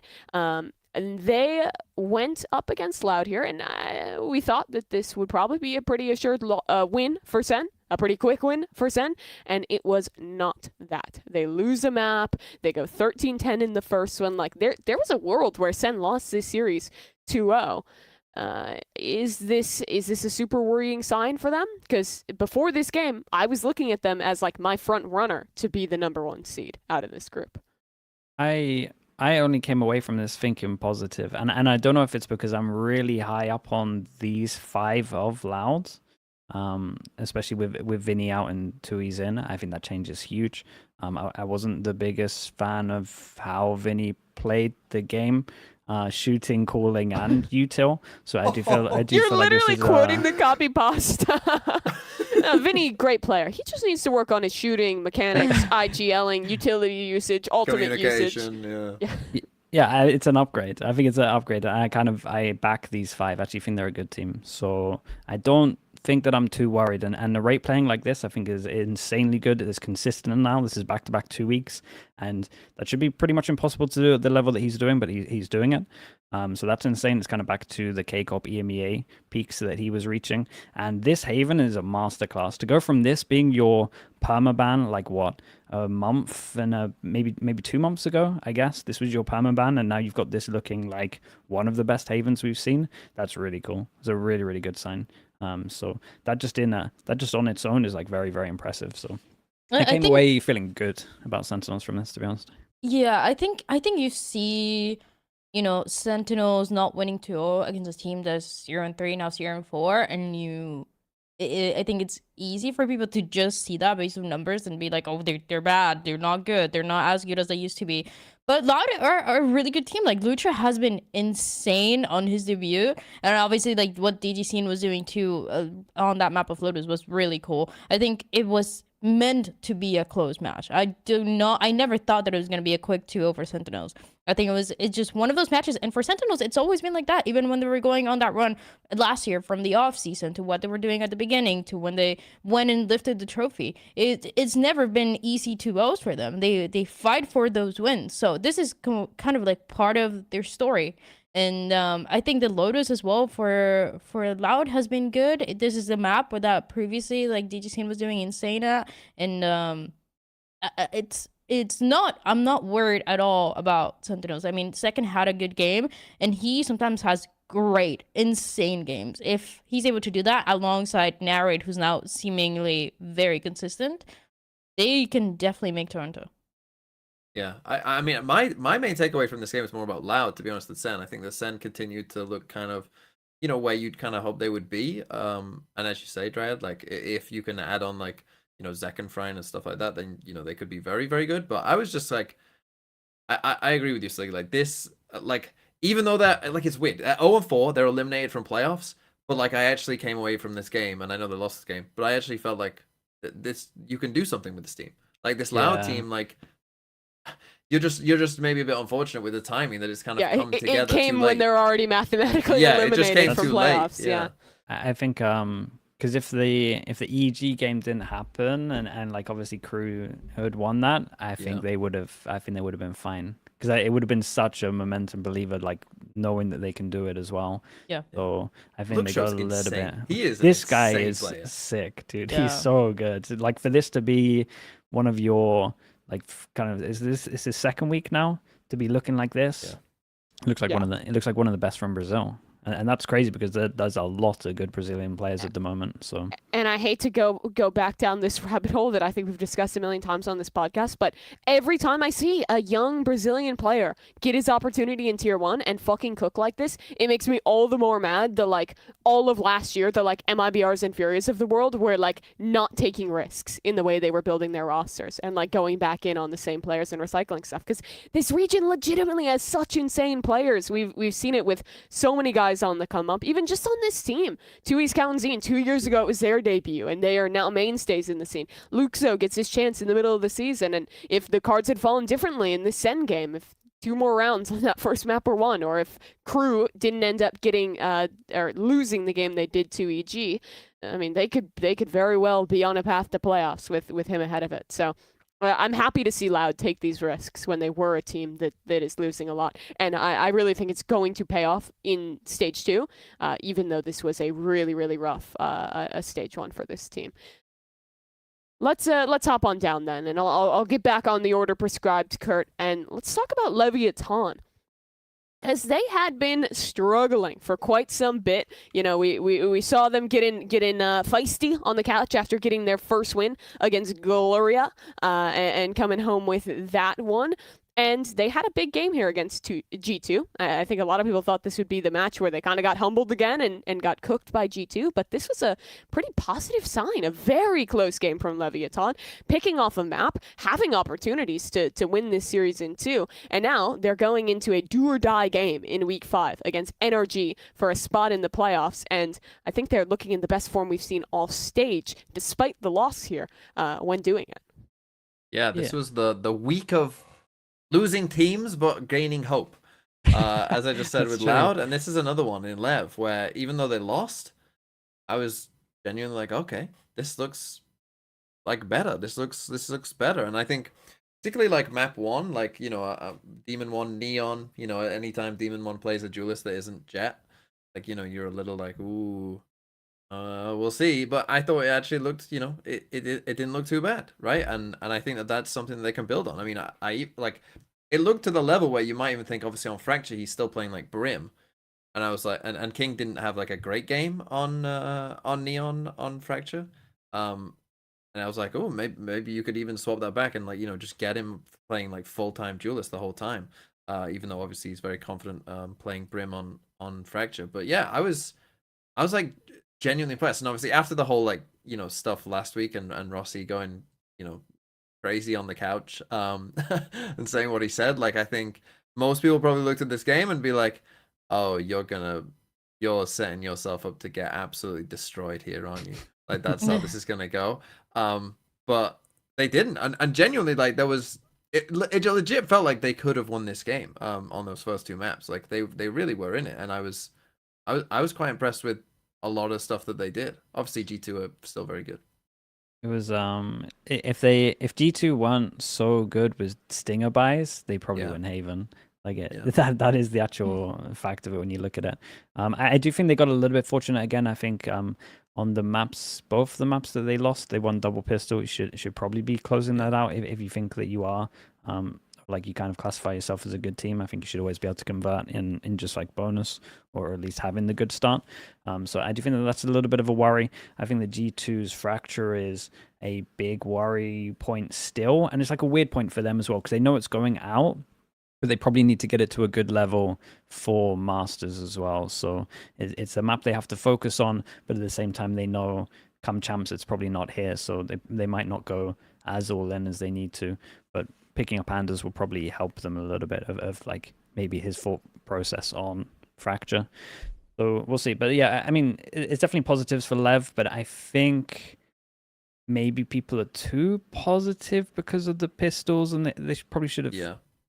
I also think that G2, like, especially Fracture, like, they made a lot of uncharacteristic, like, solo mistakes as well, right? Where it felt like maybe they haven't, like, you know, maybe they don't have all the answers for what the right thing to do is in a situation, because I remember noticing things. I was like, G2 don't normally do that on most of their maps. Yeah, I feel like it's like, I don't know. I feel like it's more of like a symptom of having less experience on the map and struggling with it overall, of like, when you're struggling and your macros having issues, you're more likely to like have people fall back on the individualism, and then it kind of snowballs. So I don't think it's going to be like a sign for other maps in the future. I think if there is a takeaway here, it's like, for me, my big things are Lev are better than what we thought, and they should probably make playoffs over energy. And 2, that like G2, they're still the best team in Americas, but teams are getting closer, and they gotta lock in some of their maps here, Fracture especially. I think It's also one of those teams as we talked about, EG, where it's like, do we think they're gonna go in a playoffs round and make it internationally? Probably not. But at least they're figuring out things that are gonna take time. I mean, they have a couple more matches. Probably if they win against Energy, they're gonna play, and then they're gonna have some time before stage 2. I think by then they should figure out all this role situation out, because it's been a mess. And I think obviously we all want to see Demon 1 go crazy on the duelist. I think it makes the most sense. Going back to seeing King play the Neon after what, like 3 years since Copenhagen when he was playing it, I don't think that's a solution. So they're gonna need more time to figure out if it's gonna be only Demon 1, which I think it's the most fitting for them if that's how they're gonna keep the roster. But yeah, it's like, yeah, good, you're making improvements, but yeah, you cannot be too positive. They need definitely the stage 2 to be their moment to shine. Yeah, one thing I wanted to mention as well for G2 is, so in theory, this could be proven wrong at one point, but in theory, the map pool for champs, if we're looking at everything that's going on, is going to be Fracture out and Sunset in. That's a fucking insane map pool for G2. Yeah, Holy they're shit. gonna be so happy Yeah. about Like that. that is their event, really, if you look at this map pool. So it'll be interesting to see, like, I guess, how they look on the Sunset when it comes back, and Did they, just how they approach the Fracture, just- because it needs a change. And I don't think they should be playing Waylay, because I didn't see much good on the Waylay to warrant playing the Waylay. Yeah, sorry, Slee, I was just gonna say, Course. did they announce? Is it gonna be after Toronto that they make It's the after change? Toronto, yeah. Okay. All right. But they haven't confirmed if it's like 4 champs, but if we're just looking at this year, Likelihood, yeah. Yeah. Probably for stage 1 again. Well, we'll keep our eyes on that. G2 still in a pretty good position, but feeling better about Lev.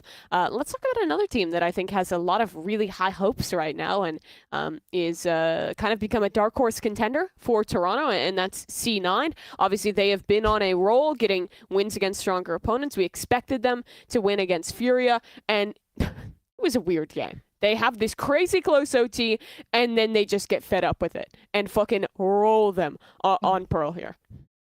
I don't understand Furia. Okay, I don't understand a couple of things. I love EMEA, but I have no idea how he's letting Lotus through on this one, because It's like the only map Fury's been good Yeah, at. is the only one. the only map they know how to play, and so to let that through is kind of mad. And they nearly got punished for it. They would have been fine on the other maps. It would have been a 2-1 still, so it's not like the end of the day.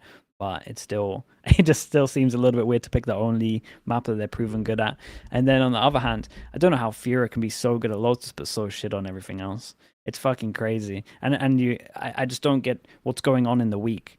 Like, They're just like, screaming Lotus, like no, it's only that's Lotus. that's what I got in my notes. I go, do they have 4 days for Lotus and no days for the other maps? Like, they must be like 60% Lotus practice. I don't get how this is a thing, because it's I've never seen a team like this. That is, Oh. you have like the old BBLs where you're like, oh, they're really good on Ascent, but at least they're like decent on the other maps. Yeah. This is the big. Terrible This is on the, everything. yeah, we've never seen Good anything on like one this. another. Yeah, like like really good on Lotus, like actually really good. Like they're probably in like top. I don't want to exaggerate too much, but at least like top 10 in the world. Let's say, I would say, and then they're in the bottom 5 on every other map. How is that a thing? I don't get how that's a know, thing. don't What's know, what's just going on in practicing practice, dude? Dude, I but don't- they're the best. They're the best at that one map, though. You can never take that They away did from this. them. This was like the one good part of well, and then they Dude, lost to Vic Vic has anyway. been. Sick. yeah. He has Yeah, had it's so so many good. rounds like this in Americas. I feel like he is so good being in these like tough anchor positions at like just like taking that deep breath, figuring out exactly the timings on when he's going to get swung from different angles, and just having this impeccable crosshair placement Oh. for it. This round was so impressive. Yeah, it's The unreal. adjustment on that last one of the aim punch is insane. They're scary at the moment. Like I'm interested to see if anyone's gone for like because they play G2. Yeah. And that's gonna be a sick game. So Yeah, it is. I'm interested. I want to save further discussion Okay, because I yeah, think yeah. we're going to get into it when we do our predictions. Let's talk about the other big story of this week in Americas, and that is, of course, Verno's revenge game. He got dropped by NRG, went over to play with MIBR, and they had their chance to play against NRG. And holy shit, not only did NRG get decimated, but Verno drops 38 kills, plus 20 on this game, and absolutely rinsed them. TMV, I know you were crashing out watching this one and Well- being exposed to NRG. Just It the floor is yours. Well, I made a bet with someone in my chat that I needed FNS to average 9.5 kills per map in this game. Well, how many kills did he end up on over 2 maps? 18. He got 1 kill off 9.5. So now the next NRG game, I have to put cat makeup on and be a cat. No way. What? Yeah. That's what you went for? Yeah. What would he have done? It was 20 gifted or the cat, but Damn, you I- do have that's a a 20 good deal. gifted? Oh, honestly. I was like, yeah, I'll go for it. Why not? Because I actually believed he was going to do it. And honestly, I don't even blame FNS. Because whilst FNS didn't quite get there, I blame the rest of NRG, apart from Ethan. Because the game wasn't close enough to allow FNS to get those kills. Because the rest of NRG just aren't shooting back. I know, Sliggy, you put the round in there. I mean, I did a video on this earlier today. I called this round that you can pull up, Kurt, I guess. I called this some playing hide and seek with like a toddler. Is what I call smoke bag of Plat. Dude, Yeah. it's such a weird round, but this stuff really, really, really worries me. It is the golden rule over towards C, and it has been for about maybe 3.5, maybe 4 years, that over towards C, if you play against a smoker, especially now with no pings, it used to be a golden rule with pings, so it's much worse without the pings, is if you're playing against a smoker in the afterplan, you can't all go down towards long. You can have like maybe 2, and there's someone that's going to swing off garage when they come in, but you got to play a little bit more on site to kill the smoker so they can't block the vision to destroy this, because what's going to happen is when they tap the spike, you're all peeking a small choke point, they're going on top, which is obviously props to Shannon for actually like TPing on top to get the extra angle, and they're all dueling in front while you're trying to spam. It just doesn't make sense. You put yourself in an unfavorable position. And their afterplants on a bonus, yeah, and their afterplants were consistently really, really, really poor. So I don't like the comp on Haven. I get the C spams. I think that is kind of what you have to do, because I don't think the comp is fundamentally great. I don't think you can take much map control with it. You just lack a good amount of the util, and it just worries me when you have this start and it can look like this. And again, that round that I brought up, that's something that's been known for like 3 years. Like I would shout at my team in 2021 for doing this. It's We can't have that. it's really crazy to see, especially because that first map started 4-0. So for a second, everybody was like, okay, Energy, are they back? Are they gonna do this? And it was just completely the opposite thing. I mean, Mata was insane. He was like 16-8 and in the first 8 rounds. It seems like he was gonna keep it going. And then sometimes when we talk about this player going against his old team, what is gonna happen? Is he gonna look for revenge? Half the time it's like they're just playing a regular game of Valorant, but for this one, you felt the anger. You felt the fucking emotion for MIBR and how bad they wanted to win. Not only was Verno just saying some crazy things in comms, but it's just the way that they were playing into that second map as well. They could do no wrong. Every single clutch going their way, every single 1v1 going their way. It was just perfect mechanical Valorant to close it out when it had to, and shutting down any chance that Energy thought they had at the beginning, where it seems like they could have at least taken the map. Goes into the second half, they can't do anything. I don't know. It just seems like Energy to me, they needed that momentum, and once it gets shot down by Verno in that 5th round, is just like, okay, well, it's over. Before we get more into dogging on NRG, I did want to go back to your point about Verno and how energetic he was in this. After that win by MIBR, Sage Detwina, journalist for Esports Illustrated, did a post-match interview with Verno. He gave this quote: "The problem is that we destroyed them so hard that I couldn't scream as hard as I wanted to. It was just too dominant." Oh my god. Oh my god. So good. But he was legit. Like, if you look at his celebrations to winning games, he was celebrating more for round wins than we've seen for him winning games. Oh, Like, yeah. I've never really seen him wanted this. that. Like, if you watch Tier 2, if It you was watch like sick. anything he's played, like this was the peak.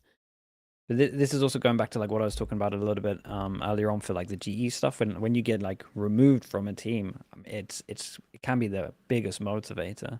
Like, it really can. You got such a point to prove. Especially when that team then kind of dogs on you afterwards. Yeah. And you end up on a way better team. Yeah, it's kind of crazy. But dude, I mean, week by week, I've been on board the MIBR train for a while, and I just get more confident every time I watch them. I love this team. I love this It's team. really they're, fun. they're sick to watch. They got a really good coach. All the players are really good. The vibes look great, and they're aimers. Like they're fucking aimers. Like they when we went to crazy aim. Icebox, I was like, once they'd won map 1, I was like, well, NRG have no chance because they're not gonna out aim MIBR on Icebox. Yeah, There's, yeah. there's, And they there's didn't. no fucking chance. Yeah. Yeah. They're so sick to watch. They're so fun. They're one of my favorite teams to watch at the moment. Like them and Boom. I love watching them both. And this has given Americas, at least in my opinion, a super clear 1-2 into this one. Like MIBR is definitely looking like the second best team. They almost beat G2 in the match they played against them. They've now taken down C9 in their last game. They crushed NRG the way they did. Like they're just on fire right now. The individuals are looking great. I've been so impressed with Artzine's calling too. NRG, when they play defense, they do a lot of like they love 4-1ing. They're like addicted to it. They're almost always like setting up finesse on an island as the Sentinel somewhere, and everyone else is like 4-stacking some side, putting a little pressure there.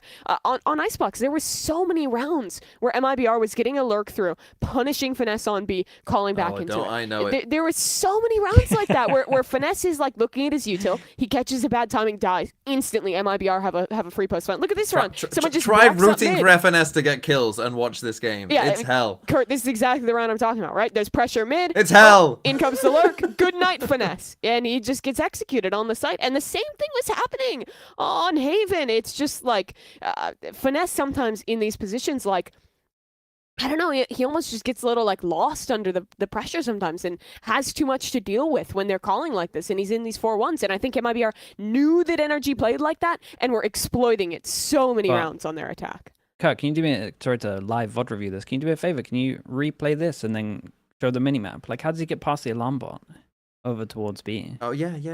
I remember looking at this and then not paying It's enough not wide attention to enough the to hold minimap. the choke. There always has I to be have a no gap. idea. No, but you can have it so it touches both walls. He So must have just missed it. Either that or he jumped it and he didn't hear it. Yeah, if you could, because he goes up close to it here. There's the little corner. I think he can hop around. Or okay, he No, walks behind the just back walks of it. past it. Damn, dude. Oh, dear. Genius. What a beast. Okay. Yeah, but Oh dear. I do think that sorry to replay that again, man. I do think that they have a really rough time with the meta at the moment.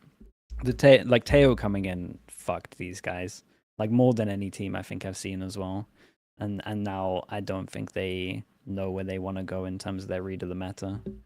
So Because like the double dive on Haven, like it just like getting to the site, you would hope when you got FNS is not going to be your problem, right? And it wasn't. That wasn't the problem for them on Haven. Like they kept getting to the sites and then they couldn't win any postmats at all.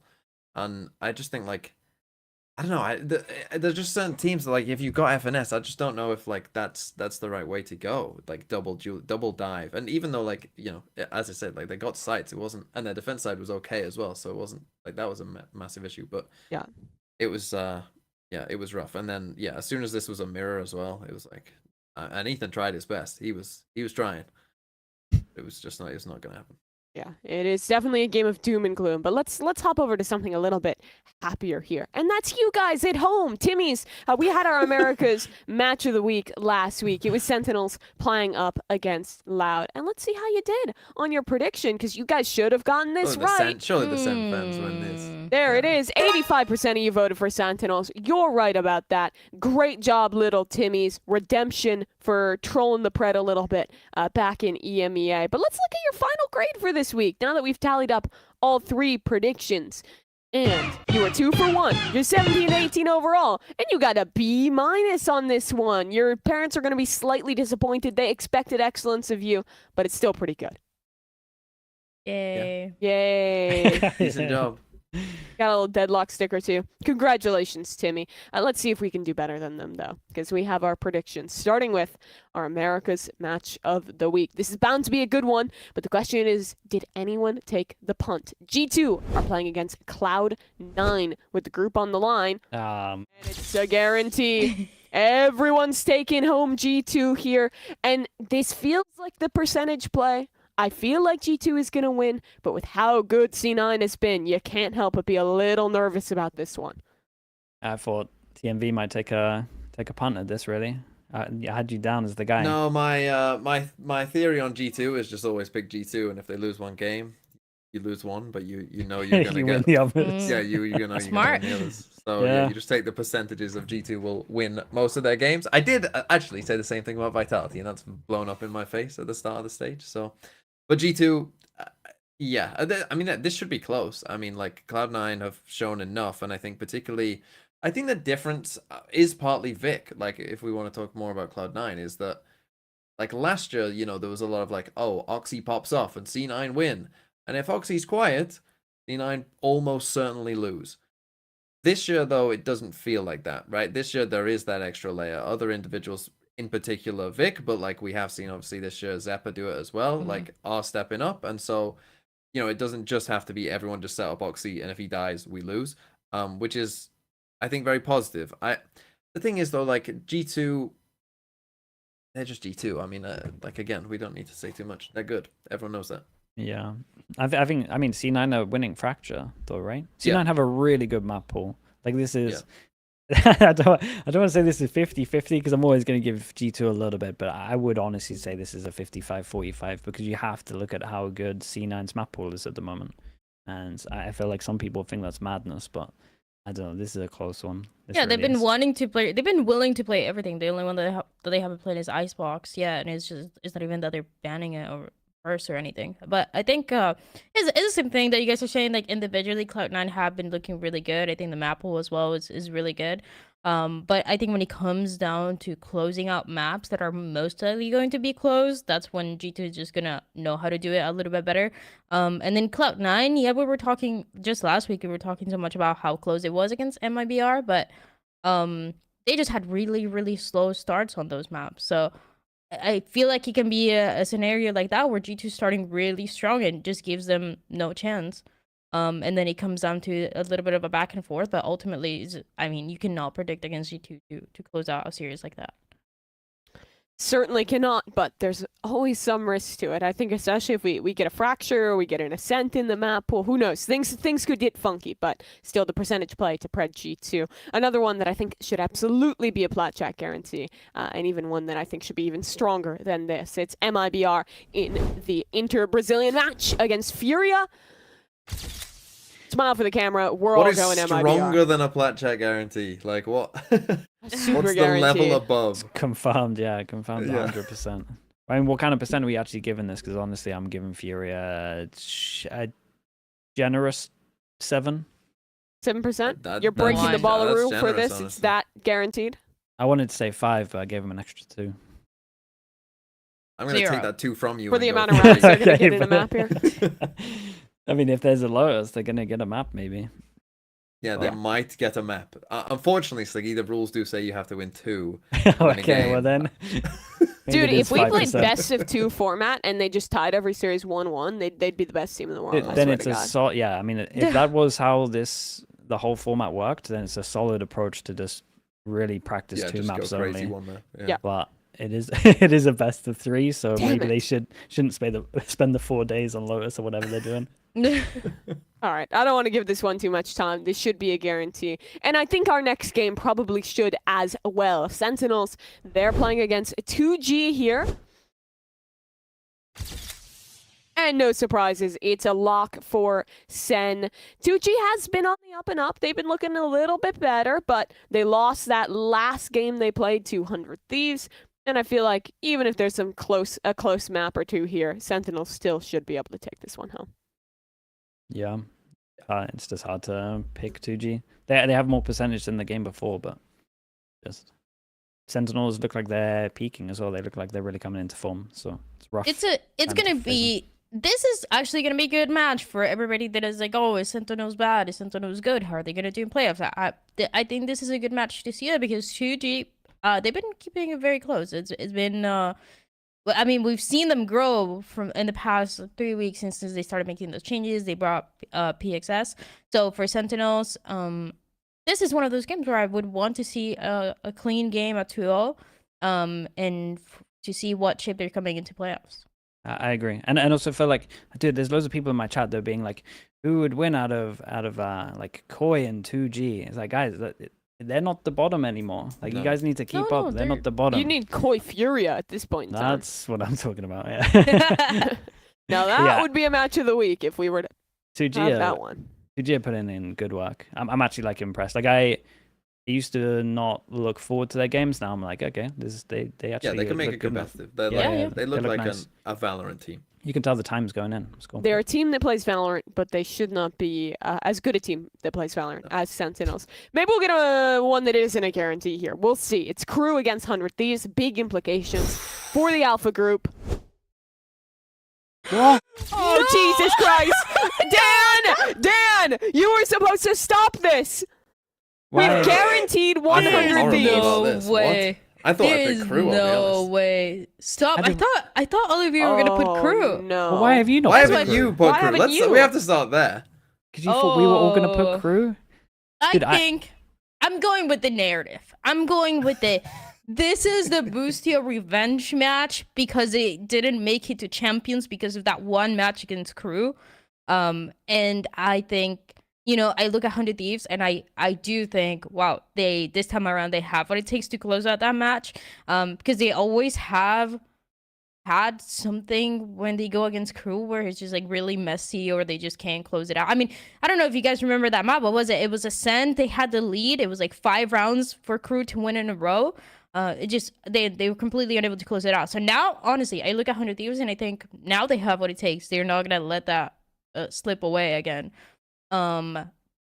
But that being said, I They're thought fucking I was the trolling. only one that was gonna put Yeah, 100 Thieves. We're fucking trolling, basically. No, I thought this in my mind, Dryad, makes me think that you went into that Crew meeting and you were asking, "Oh, what went wrong, guys?" And they went, "Oh, well, this went wrong and this went wrong," and you came away like, "God, you guys are Shit. fucking shit." Yeah. No, It's true. I submitted my predictions before I went to the rooftop, had a deep conversation with them, but they didn't really tell me. They were just But you pressured. came away feeling worse. No. She's like, well, actually, I made a great choice putting 100 Thieves this game.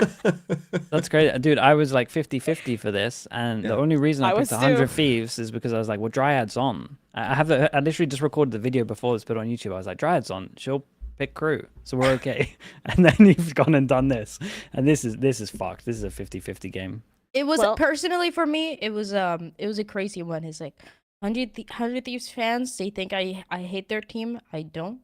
And then everybody else just thinks I'm completely biased towards Crew, and very blind about it. So it was just like, where do I want to be today?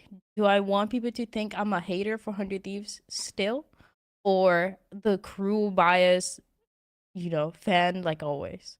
But do you actually maybe it believe was they're gonna win? personal. If I think 100 Thieves, yeah, I think they can definitely win. And But not I think it's- Can. Or will they win? In your heart of hearts, Dan Dryad. Dan, you gotta Dig change deep. pick. You gotta change Stare pick. into the soul surely. of the Mountain Dew and find what you really believe, Dan. You gotta let be me- changing. Let me.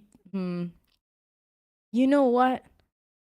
Dan, if you voted 100 You Thieves, gotta you had to change. believe for a reason. Don't flip flop now. Okay. What? 100 Thieves is gonna win. Okay. They're gonna win. She That said was it, the least convincing. and I'm Yeah. convinced. I'm so convinced by that. You really made me believe that you think that. Yeah, I think for they're gonna. I think they're gonna do it. I'm thinking Cryo is looking insane. If He is Boosty is able to looking do good. the same thing that he did in that last match, they should win. And I don't know. It comes down to the consistency of like not your star players, but kind of everybody else. And if everybody, like all 5 players, are having a good game, I think it'll come down to that for both of the teams. What is the Cat's cat checking if you're okay because it's like, what the Yeah, fuck is what she the- on What the- about? Is she okay? Looked at the screen. I was like, wait a minute. What do you think? What do you think? You know what her name is? Aura. And Aura? I name, yeah. Like of farming fame? I named her Aura before saying a player has aura was a thing. So Mm. Do you have something? I see you have Cubert in the background. Do you have something to represent Crew? If you were to break the tie of your conscience, could we hypothetically have the cat pick between 2 objects? okay, 1 second. Live. This could. Live. This Live. is gonna go wrong 1 second. somehow. Yeah, I like the idea. I And then mean- if it picks Crew, you have to change. She has to change. That's she has something on She deck just for 100 Thieves Wait, too. what's going on here? Okay. Okay. Oh, she has Oh, a that was- jersey. Okay. Is that a Makes 100 sense. Thieves jersey? No, it's a crew jersey in her hand. Okay, what's going to represent how is this 100 gonna work? thieves? I just What have the- represents 100 Thieves? You know, unfortunately, I I have think a the 100 cube. Thieves jersey, I but I, realized don't I know said where it is. Cubert. Sorry, I got my Cloud Orcs confused. Yeah, just put it there. Use Yeah, a same penguin. thing. Penguin. Why? Yeah. What but- about Wingman for Have you got a Sure. piggy? for Boostio? Okay, Sure. we can go for that. Unless you have like a little piggy plush. that would be good. No, I don't have it. Okay. All right. Okay, so how is this gonna work? I think you need to frame your camera down, set the 2 items neutrally on the floor, place the cat on in Dude, she front, doesn't- and see which one it sniffs. I don't think I can move my camera. That's Okay. a problem. Yeah. Okay. Can you just hold them up to the cat But and see what he okay. picks? I have. Okay. Okay. This is so much work. Dude, she's This is getting, so getting bad. put through the ringer right now. She didn't sign up She's for never- this, she's never Amimi. coming This is the back, most yeah. effort we've made a She Plat just Chat leaves the guest show. make She ever. just never comes back. I'm being followed by 2 cats. Okay. 2 cats. Oh. Oh, we could spice yeah, this they up still- with some more What if they cats. go 1-on-1? Yeah, it's a best of 3. Get no one in there. All right, the cat is being grabbed right now, viewers. This is Gaia. Hello, Gaia. Okay, Gaia. Here are the items. We got a crew jersey. Oh, he looked away. Oh, She's Oh, he She's doesn't fighting. like Not crew liking at it. all. Doesn't like crew. How do you Okay. how do you feel about this one? Neutral, Mm. but They're better gonna than tie. crew. Better than crew. Oh, Take a look. Nah, Are they we kinda interested? Scared Is of that- him. what the- She's running away. I think she picked 100 thieves. yeah, I think that's Yeah, 100 she's Thieves. Yeah, she's touching. Oh, she's that- grabbing it. She's grabbing it. I think that's 100 Thieves lock, Dan. Okay. All right. Gaia don't has think we win. decided it. Very convincing. All of That this. Gaia was about as convinced as Dan was by the 100 Thieves choice. Yeah. So Yeah. glad to know they're aligned. Let's keep it moving then. EG, they're playing against Loud this week. Please tell me we get just one match. That is it a guarantee? All right. Surely. Oh. Yeah, yeah. Oh, and we yeah. don't. It's 2 for 2. We have the boys in the middle picking up Loud. Dan and myself have gone for Evil Geniuses. I know you guys are big Luke Show fans. You were talking about it a little bit earlier. What's the sell here for Loud? Better. The Better. look, Mm. They're better. Yeah. The EG, it's a one-off. I mean, maybe it's not, but I guess that's what I'm thinking. That Loud. I mean, like, yeah, the things are coming together at the wrong time for Loud, unfortunately. But they have come together, and I think this is a team that, like, This is a team. this is a team that I think will win against EG, who over the course. I mean, that's an interesting question. Who's been better? It's weird because, like, who's been better the entire time? I guess you would have to say EG, but I don't. It's a different roster. They got. Yeah, they yeah, got that's true. Luxo now. Yeah, with Luke Show, they're fucking winning. I think they're honestly. I look at the. Sorry, I look at the players. I just think You don't they're have to better. cry about it. It's like it's okay. No, yeah, I'm pretty upset with this. No, honestly, I see a lot of potential with this team. I'm just kind of backing them. I think this like starts a bit of a win train early on for stage 2. Oh, I've been- track I've by been- track. I think track by track, yeah. Okay. Track by track is the first track down. That does convince me to some sense because I Yeah, I'm agree with confused. you. I We think- said I think nothing. Loud Track should- by track. I mean, it convinces everyone. We There's said nothing Luke- track by track. Luke You Luke say those show words. track by track. I Luke did Show, this track by spread track, directly yeah. after I watched the EG game, and I was just like, I was riding the high, you know? They looked so good. But then I bring back down to earth. They haven't had to play defense. Despite the win, Icy and Ye were still... Yeah, they were there. They had some moments, but it was not like... It did not wow me in any way compared to what the Brazilians have pulled off. But I think I still might pred EG because this game means something for them. Like, it actually means something for being in playoffs, for getting a slightly better seed, I guess. I mean, it doesn't actually mean that much. Loud is out. Loud is done.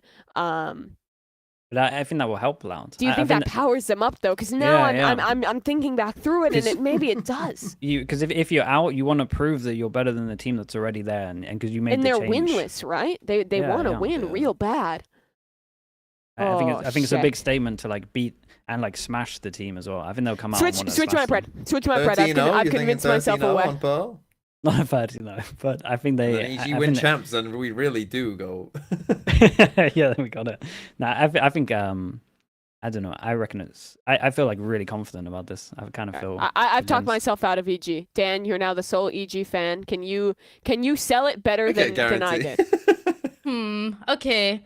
Well, no, I think you guys are right. I think if you like, if when I was making this prediction, I look at the players and Loud, and I wanna put Loud, but I'm just thinking about, okay, EG just made it to playoffs, and now they're in playoffs. They're making some slight changes here and there. They were not willing to play the Haven this time around, even though they played for the past 3 weeks. And they wanna obviously make it to Toronto. So I feel like the preparation that they're gonna have coming into this match and coming into playoffs is gonna be very intense. And because they want to win this match, they want to be in good shape to playoffs. And it seems like in a way, everybody from EG was surprised that they played so well against Crew. But they're kind of realizing that this is a form that they can have a little bit more consistently. So I just think in general, the prep that they're gonna do, not specifically for Loud, but in general, is gonna be what is gonna give them the advantage on this series. And I don't know. Maybe Loud is not doing that because I mean they know they have I respect like a you month for off. sticking to your guns here, and you've bailed this podcast out before of some heinous guarantees in the past, and it might end up being the same here again. Well, that is to be seen though. Let's hop over to our last game and the most important game of this weekend for Americas, because there's one spot left in the Americas playoffs, and it's gonna come down to LEVIATAN and NRG. Wait, Timby, We all why did you it, acting right? like that? And there's Whoa. one Because I didn't know what you finesse predded. What fan. do you mean? Why am I acting like that? Because I thought that you would pred Lev. Real quick, I should also this be thought the it would be match a of the guarantee. week? Surely. Yeah, it should. Let's Yes, switch you're it. right. This is the match of the week. Wait, what was the other match of the week potentially? It was going to be G2 G2C9, Just which pretty I good. think will be a Alright, guys, better that's- match, but it it doesn't should- have the same stakes. It Yeah, should this be one is the last G2C. spot for playoffs. That's what I mean by match of the week, really, doesn't it? Because this won't be as good quality. But it is the one to watch. If you're only watching one game of Americas this week, it should be this one because there are big stakes on the line. TMB, I want you to first give the reality check here for LEVIATAN. Why have you predicted them? Because when you have to root for FNS to get kills, you start seeing some things of like, It's wow. fucked already. wow. And I look, Lev, I do agree with Sliggy's point there, and I know he's going to bring this up of like Lev are getting overpraised for their game versus G2. That's why he's picked NRG, and I do agree with that. To be fair, that is a fair point. But I do still think that Overpraised they've after shown. you two were big praising them. Continue. Well, No, we were trying to reduce the expectations. Yeah, like they Sure, deserve sure. praise. Like it was good, but it wasn't like I mean they didn't fucking win. Sure. You know, like if they won, then it would have been pretty big. But I do think that I've seen more improvement overall from them. I honestly do wonder where NRG, where their heads are at, because you know they've just got stomped by Verno. Like, and whilst we can praise it from the Verno side, like it could be a bit of a psychological blow for them coming into what is a very important game. And I think that over the past 2 weeks, I think Lev, you can see kind of a momentum building. I mean, definitely in their own heads, we know it is from what Rossi said. And for NRG, I don't know. I got worried as well because Som was frying at the start of the stage, right? But the last couple of games, he's been a little bit quieter, and the individual form, I don't know who you can, because like Matter, we said like at the start of Haven as well. I think as you tried said, like Matter was frying at the start of Haven, but then it kind of disappears for the rest of the series as well. So it doesn't feel like they have the individual form there right now, and I feel like Lev are just a bit more cohesive and heading in the right direction. Yeah, I see where you're going. I'll explain mine a little bit. I think Please. I think that TMP kind of nailed it. I do think that Lev are getting overrated at the moment when I look, because they won double pistol. They should be closing out 2 of the maps that they lost. I think the G2 have a really bad fracture, so I think that kind of made Lev look a little bit better as well. And when I watch them, I don't think it looks cohesive really. I don't think it looks great. I know that's the same about NRG for sure, but I Okay, I also, but you're telling me. Tell me about NRG. 'Cause I don't want to hear about but Levino about there that. isn't so there isn't actually much good about NRG apart from the fact that they no chill because individually, like Team V said, there's a good chance that all of them can show up when it matters. And if you look at the 3 of Matter, Som, who else has been performing? Brock's been. Nah, honestly, I still feel like if you look at the peak of like the three, Gone especially from 3 Ethan to this 2. week. No, Ethan looked good this week as well. So- Ethan did look good. yeah. So Yes. I think like, if you look at all of those peaks and you feel like they show up and they get some good momentum, I think they'll rise to the occasion and win this. I don't think this is as one-sided as people think, because I look at some of the stuff no. NRG's No, it's not doing. one-sided. Okay. I look at some of the stuff that NRG's doing, and I get like the full process. I think their comps are a little bit off, but normally their game plans like make sense for the stuff they're doing. So I just think, I don't know, they just need a little bit of confidence. I feel like they just need that one map, and it's now or never. And I want to believe in them, so I'm here. All right, I respect that Good Bon choice. Jovi. It's big for them. For Mata, for Finesse, this would be their last chance to make playoffs, have a chance to actually make it to Masters in Toronto, back home for 2 of the Canadian players in the league. But Lev, obviously, with their lofty expectations, want to make it too. Super exciting game there, so excited to see that one in Americas. But that wraps things up for our section on Americas, which means we only have one thing left to do. Most important segment of the week. It's Wyatt's Weekly Award. Dude, it's so dark in here. I can't see anything. What is that glowing? Oh. It's Wyatt's Weekly Award. That is an old Wyatt that old we're school, seeing yeah. back there. That is a classic Wyatt's Weekly Award clip. I have 2 proposals for the Wyatt's Weekly Award. The first one, I feel like it's an obvious one for Verno. He got his revenge. He went absolutely crazy, pretty close to, I think, plus 40 in the game. He was absolutely owning in this match. He was super hyped up. He got his revenge on the team that dropped him.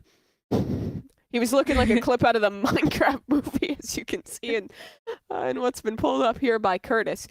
And I think that's the obvious one. But I wanted to give a second pitch as well. And that would be to Chronicle. For those that weren't in the know and not keeping up on this, Floor is a unfathomably huge Chronicle fan. And she was writing some messages in Twitch chat ahead of the event, or ahead of their game, about how she said, if I diff Chron, I'll retire, how big of a fan she was of him, that she didn't even want to kill him. And Fnatic posted this video of Chronicle talking to her. And he just had a really cool interaction and was like talking about the games and like talking about him like self as a player, and like her just kind of having the fangirl moment. And I thought this was really a nice, wholesome moment. Very close ones, almost. You always were winning. He's talking about how close every match that got played between the 2 of them here was. He's saying that this is her moment, especially against NAVI, complimenting that amazing ace. Like just being a super wholesome guy. Sweet. So I guys I have think opinions. I like the Chronicle one, but Verno, I mean, dude, he had the best game of his career in Tier 1 against the team that cut him. Yeah, exactly. So I think again, yeah. I gotta think give the edge it's to Verno there. Yeah, for sure. I think, and the way that he handled the whole situation, he didn't really go out there publicly talk about anything. He just kind of stayed relatively quiet, I would say, unless he was asked about it, and then he just knuckled down and just did it, like let the game do the talking. So And then I respect that. I think before the match, I don't know when that clip happened, to Matt is in my pocket, if Finesse is in my pocket. Did you guys see that? Yeah, That was right so at the end of good. the broadcast. Yeah. That one was So, very good. All right, I think it's we sick got to thing. give it to him then. Verno, congratulations. You're the winner of this week's Wyatt's Weekly Award. He got some pretty lovely revenge in this game. So congratulations to him for the game win and for the most important prize of all, Wyatt's Weekly Award. That wraps things up for Plat Chat VALORANT episode 213. Thanks so much to Sliggy, TMV, Dryad, and of course to Chobra, who joined us earlier in the show, as well as Paperthin back in Pacific. We're going to be back next week for episode 214. Recapping EMEA and America's Week 5s, looking ahead to that playoff picture. And of course, our EMEA is a week behind. I'm talking Pacific and America's. It'll be on their Yeah. Week 5. I And thought then we're not doing Pacific next week, EMEA guys. Fuck it. Yeah. going into their own one there. So make sure you stay tuned to watch that. Thanks to everyone who became a member. Remember to become, of course, to Dryad's Cat. Become a member if you want to ask a member question in the Discord or interact with anyone. Thanks so much, and bye-bye.